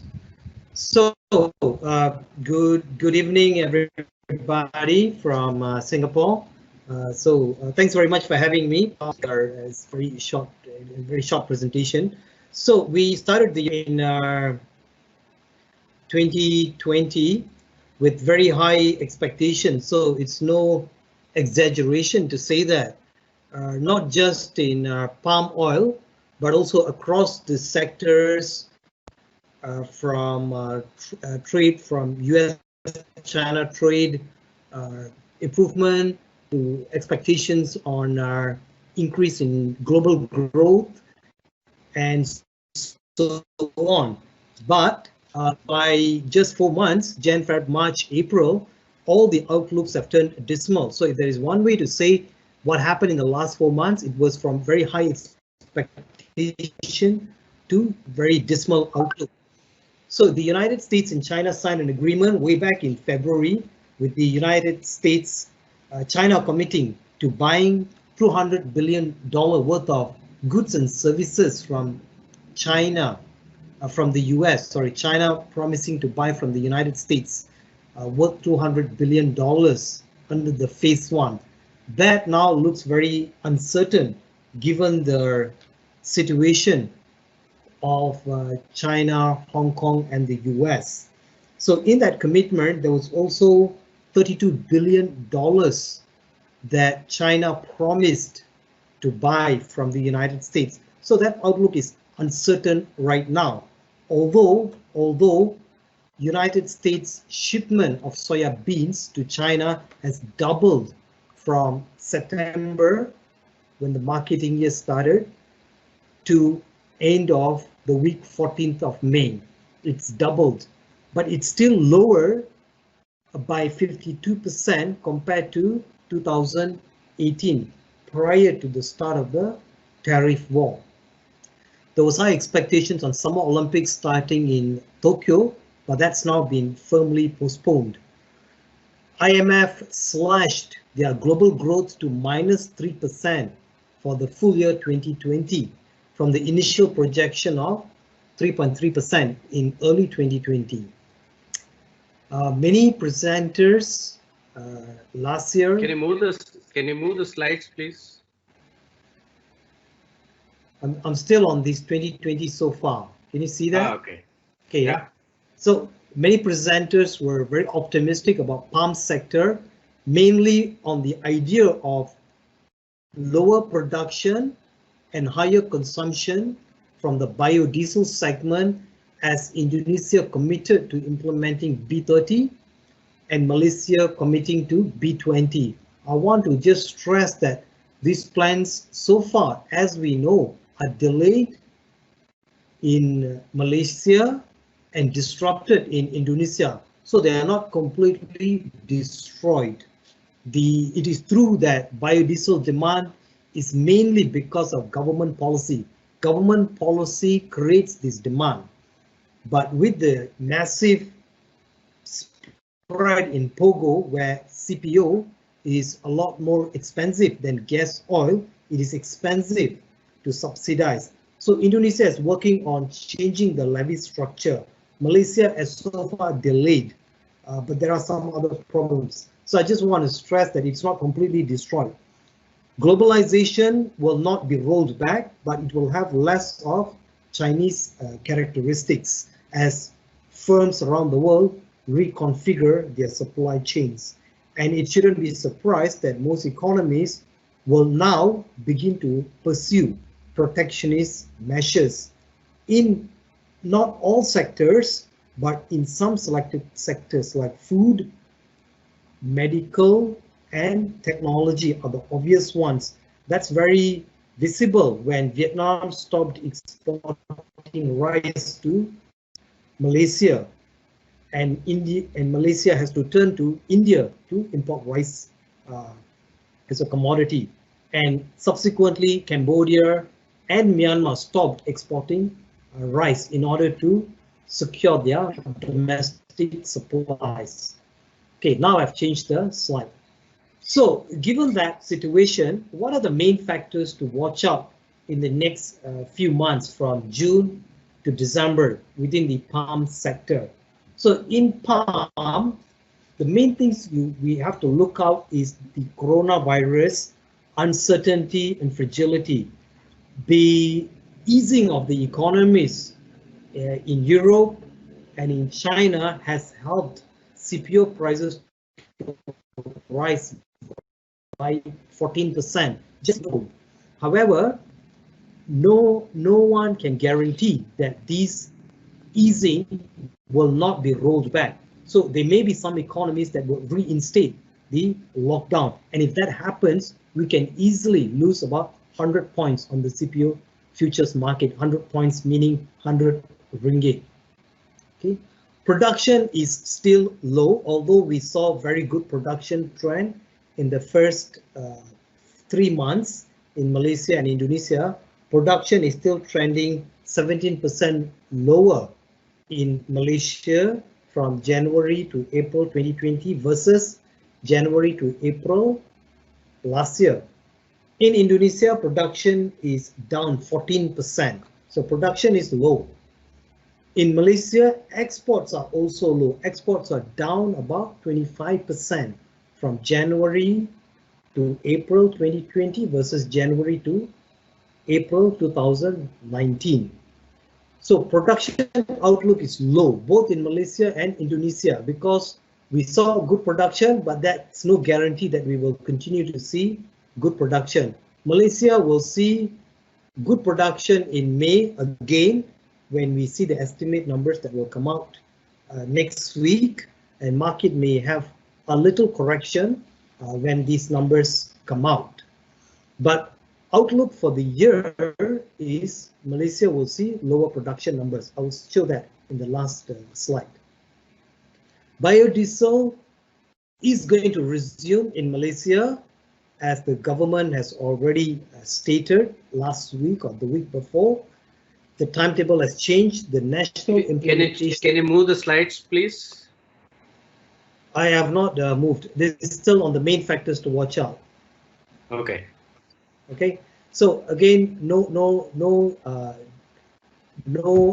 Satya, we are seeing the Excel file, not the PowerPoint. Probably you're you need seeing to change Excel the file? screen. Yeah, you need to change the screen. Okay. Okay. So that's a wrong one. Stop sharing. Now let me see. Okay, so this is a bit more complicated, huh? Can you see now? Yeah. Can you see now? Better. Yes. Main factors to watch out? Yes. Oh, okay. Yeah. So this was my first slide. This is my second slide. Okay. Okay. Okay, you can see now main factors to watch out.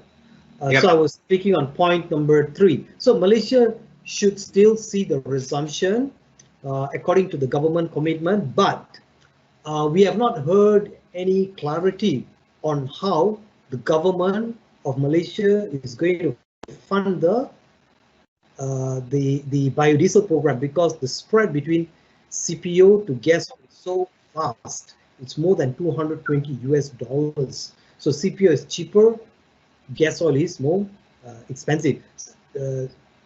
CPO is more expensive, and gas oil is cheaper. So in order to entice biodiesel refiners, the government has to pay subsidy in order to fulfill the biodiesel blending targets. So that part is not clear yet.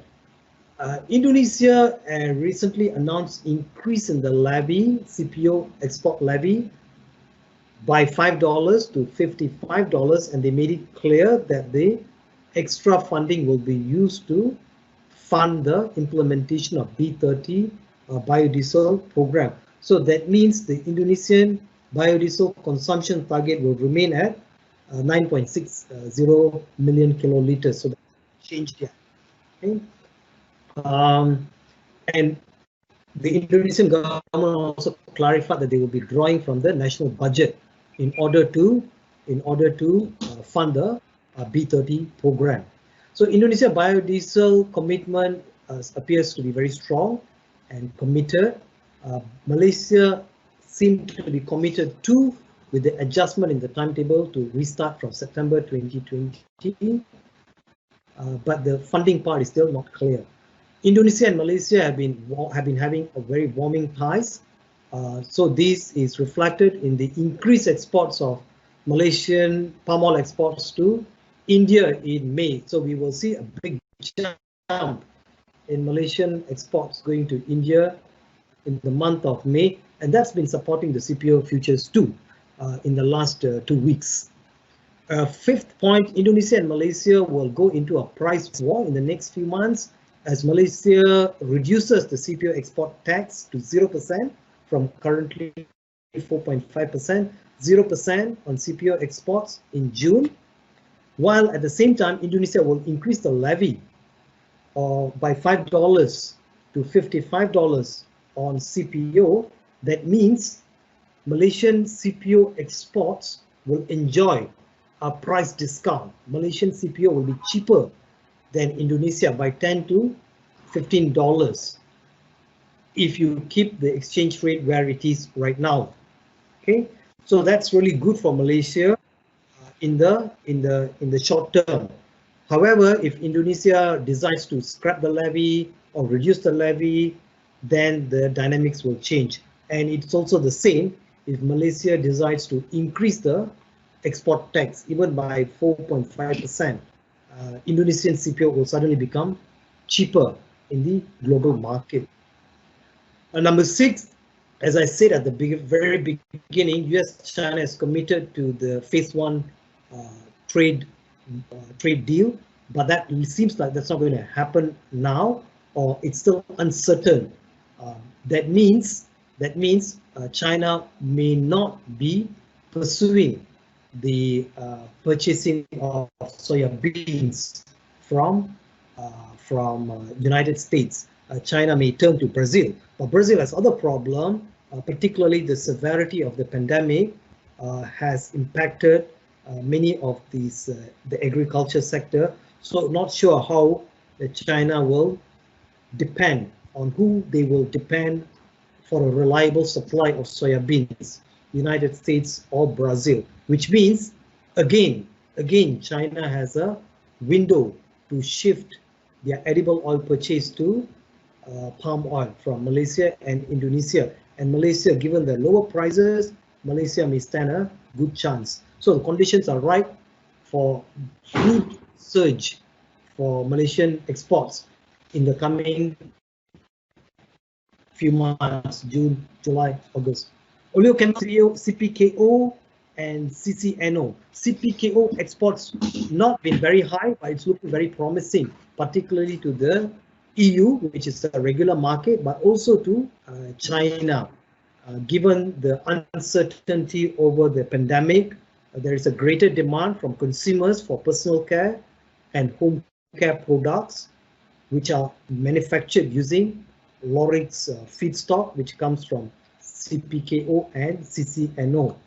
CCNO, crude coconut oil price premium over CPKO is about $200.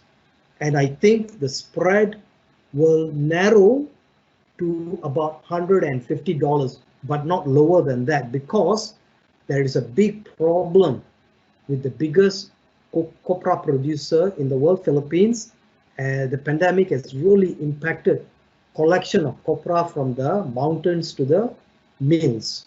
So CCNO price has been skyrocketing, and even today the CNO Rotterdam, CIF Rotterdam offer is $800 per ton for nearby months. Likewise for PKO is at $700.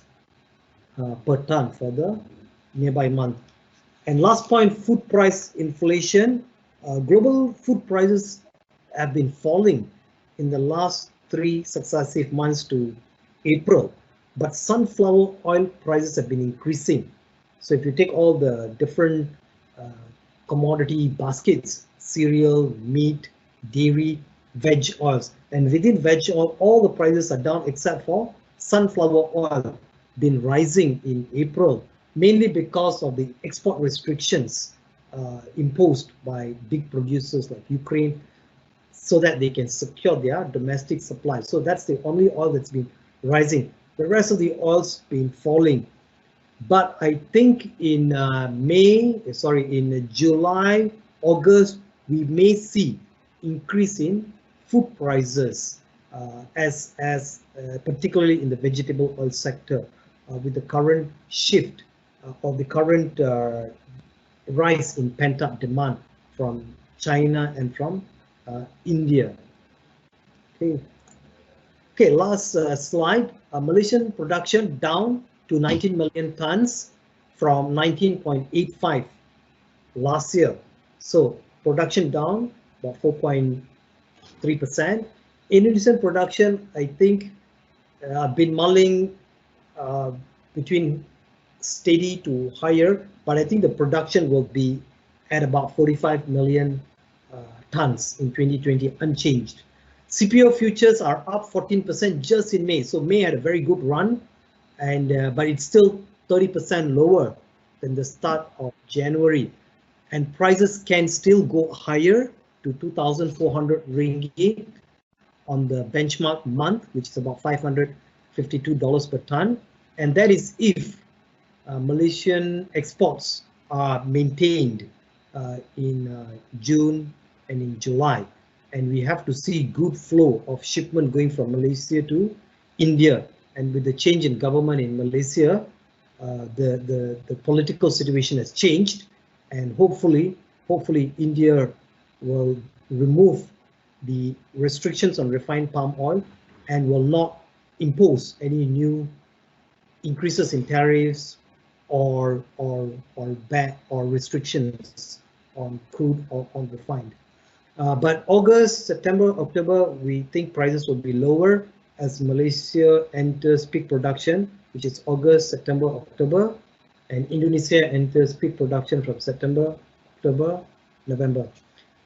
Last point, Malaysian biodiesel B20 implementation commitment and the willingness is still there, but still doubtful on the funding. So I will not be surprised if the government delays the implementation once again, but we hope not. We hope the government will fulfill the implementation and see a nationwide adoption of B20, currently scheduled at June of 2021. Okay, that's all from me. Here are my contact details. Anything you want to ask, you can follow me on Twitter. I'm very active. I put a lot of charts, data, and so on. My email address is there, my WhatsApp, WeChat. Thank you very much. Thank you. Thank you, Mr. Worker. Very clear in terms of price projection and your thoughts on where the market is heading. Very good. I think what a few hours it was, though it was exceeded by about half an hour that I think. But I think it was fabulous. 360 days, big roundup view. The questions are so many, and that shows how so many stakeholders have logged in to view this relatively almost like a day or two of a conference of sorts. But Vipin, can you pick up some few questions and let's bounce off the Sure. key ones that I'll go speaker wise, and just for the sake of brevity, I'll be skipping few of the questions and just concentrating on the main, and I'll not be able to. Just one question. Not necessarily it should be speaker wise. It's terms of importance and the magnitude of it. And you got, I think, 10 to 15 minutes, 10 to 12 minutes max, please. Okay, so I think first we'll go to Sudhanshu ji. So question is more from whether government would be willing to participate in contract farming to ensure Atmanirbhar India for import of edible oil.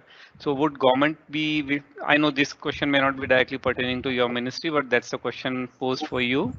Whether government would be looking at doing contract farming for oil palm plantation. I heard the later part of the question, and I can reconstruct the question that perhaps you have in mind. This is what some of the reform changes that government is proposing to bring include, which are basically, as the finance minister had announced, they are addressing it in two ways. One, lifting the restrictions that was put on farmers in terms of his ability to access markets across India, beyond borders of the state, and second, possibility of allowing land for contract farming. So those two major changes that are proposed, I'm sure you will see in very near future some very concrete action on both of those issues, and I'm sure the industry and the investors, corporate houses can take these processes. But Thank you. Government side, it's very clear that that is the way forward. Thank you, sir. So there are a few other questions on duty, and audience has been asking both sides whether as a relief to consumer, government can reduce the duty. On the other side, few of the players asking whether duty can be increased to collect additional cess to help oilseed sector. So audience is asking about duty on both sides and your views on it. See, that's a balance that has to be struck by government, and it depends on situation. So making any generalized statement on duty would be very difficult. But as you have seen in various programs that government has undertaken, whether it is on the manufacturing side or on the agriculture production side. On manufacturing, I can give you a very classic example of the phased manufacturing program of the electronics industry, the mobile handset, where duty in the components has been reduced, and gradually up the value chain, manufacturing in India has gone up. For the agricultural products also, consumer needs at the end of the day a particular product in a particular quantity. You can't shrink the market overnight, and that demand has to be met. So unless you have domestic production, you have to import that product. Over a period of time, you can increase the domestic production and leverage the duty. As you have seen recently, we have reduced certain duties on some of the pulses. You have seen because we needed those pulses to be in India, and manufacturing production of those pulses was not up to that level. So it's a function of demand and supply, but India is moving towards a more predictable duty regime that would need some period of time where all stakeholders' interests can be brought on the same page and they all can work in sync with each other, including industry. Industry plays a very, very important role in that whole chain. Thank you, sir.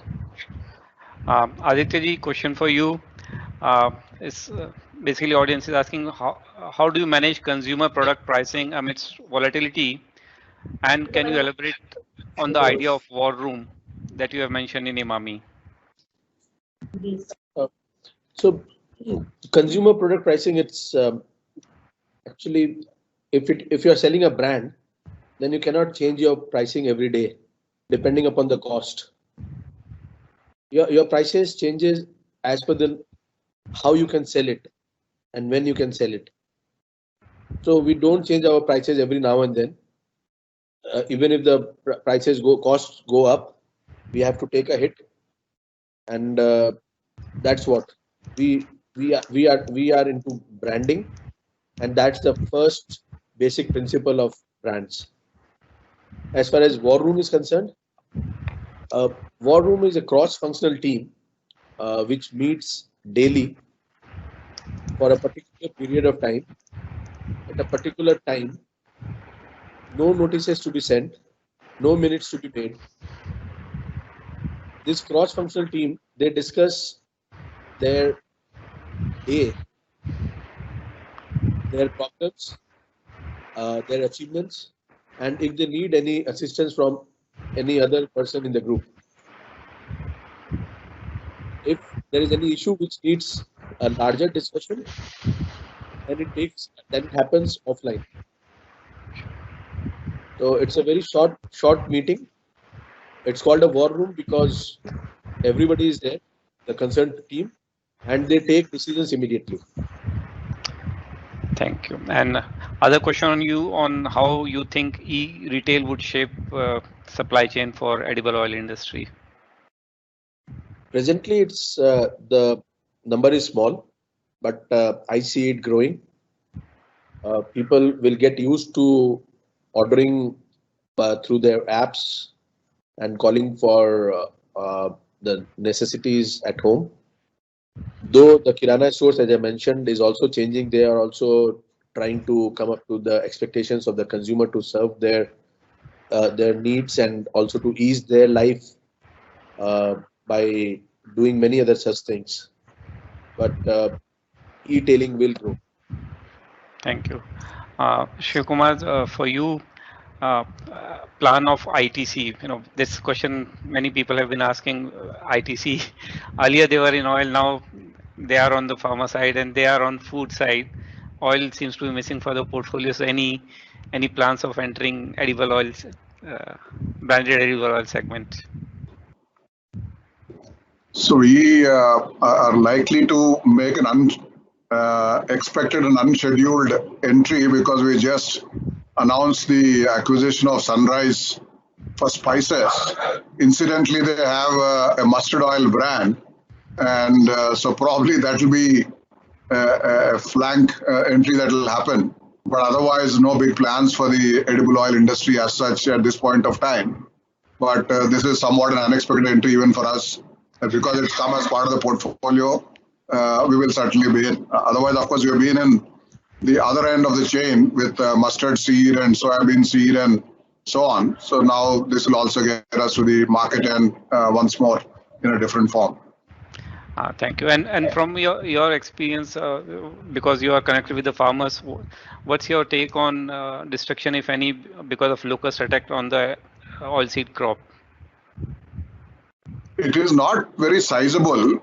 There is certainly a short-term attack that happened in more recent times, but I think there's been a fair amount of quick action from the governments in different states to ward off through various kinds of sprays, and I've seen in some locations drones also getting used.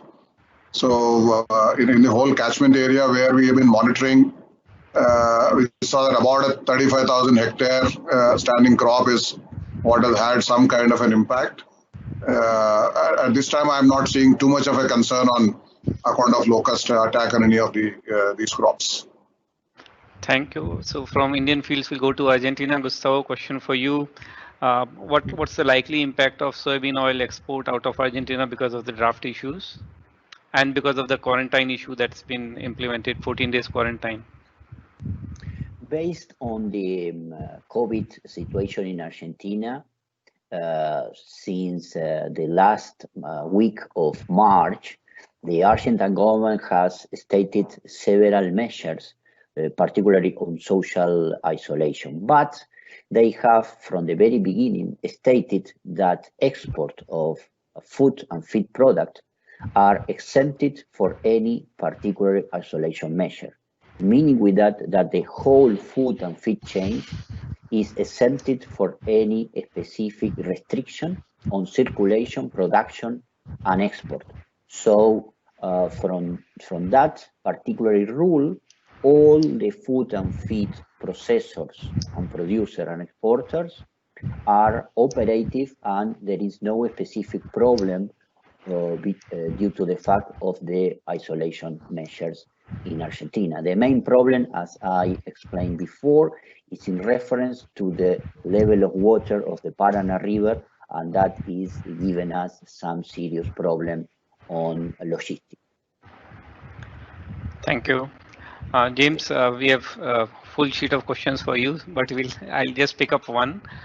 People are asking, when we are looking at Indonesia biodiesel, we should be taking reference price of Indonesian diesel, or we should be taking Singapore gas oil prices to calculate the margins for the Indonesian producers. And as per the calculations sent by audience, it makes a lot of sense to blend if you include Indonesian diesel prices and not otherwise. So your take on that? I mean, it's a good question. I mean, and the answer is the formula in Indonesia is entirely based on the so-called MOPS, the Singapore gas oil price. Indonesia either imports gas oil or they use biodiesel. So the formula is very transparent. You pay the biodiesel producer. The fund basically pays the biodiesel producer CPO, which is transparent, $100 processing margin, and delivery charge. And it is delivered to Pertamina and any other blenders at the MOPS price. So you look at the gap between CPO and the gas oil, the diesel price. It's an international price. That is the price they then use in the local market. And you may know there is a very big local price controlled market for diesel. So there are two markets. There's a free market and there is the price controlled market. So there are two diesel prices there. Thank you. We still have many questions, but I'll just pick one last one because of paucity of time to Satyavaka. Question is, in light of US-China relationship, and if they deteriorate further, do you think more demand of palm oil, more Chinese demand for palm oil will shift from US soybean oil? And any guesstimate on the number? Okay, well, I mean, we must remember that the China buys soya beans from United States not because of the oil, but for the meal. Yes. And the bean oil is just a byproduct of that. So the easing of the lockdown in China has seen a sharp buying from China. So we have seen a big recovery in shipment of palm from Malaysia going to China. This is to stock up because the stocks were very low. So this is stocking up of palm for edible oil sector. But I think in terms of, obviously palm does not have that substitute of meal segment because the meal is very, very tiny compared to soya beans. I don't think there will be a full shift from the absence of soya beans to palm. Right? The palm might be purchased for edible oil, and then it's mainly blended too. And palm oil is mainly blended and used with other oils in the hospitality sector in China, less so in the household segment. We say that the Chinese import of palm will be lower this year to about 6 million tons from 6.5 million last year. But given that China appears to have recovered faster, they've eased their lockdown faster, there seems to be an increase in the buying. But so far, the soybean shipment from United States to China is higher, is doubled compared to last year. Will it continue? It's very difficult to say. Very difficult. Volatile political situation. Yeah. Thank you. I think we have many questions, but we'll probably take them offline and send them across to the speakers. Desai, over to you for the concluding remarks. Yes. Thank you very much. That was smooth, but I can see a lot more questions. We'll have to find a way to disseminate and see how it goes. So we'll also send questions if possible and try to answer individually to the people. From the Avenger team, any last minute thoughts? Anybody? Dear speakers, anything to say?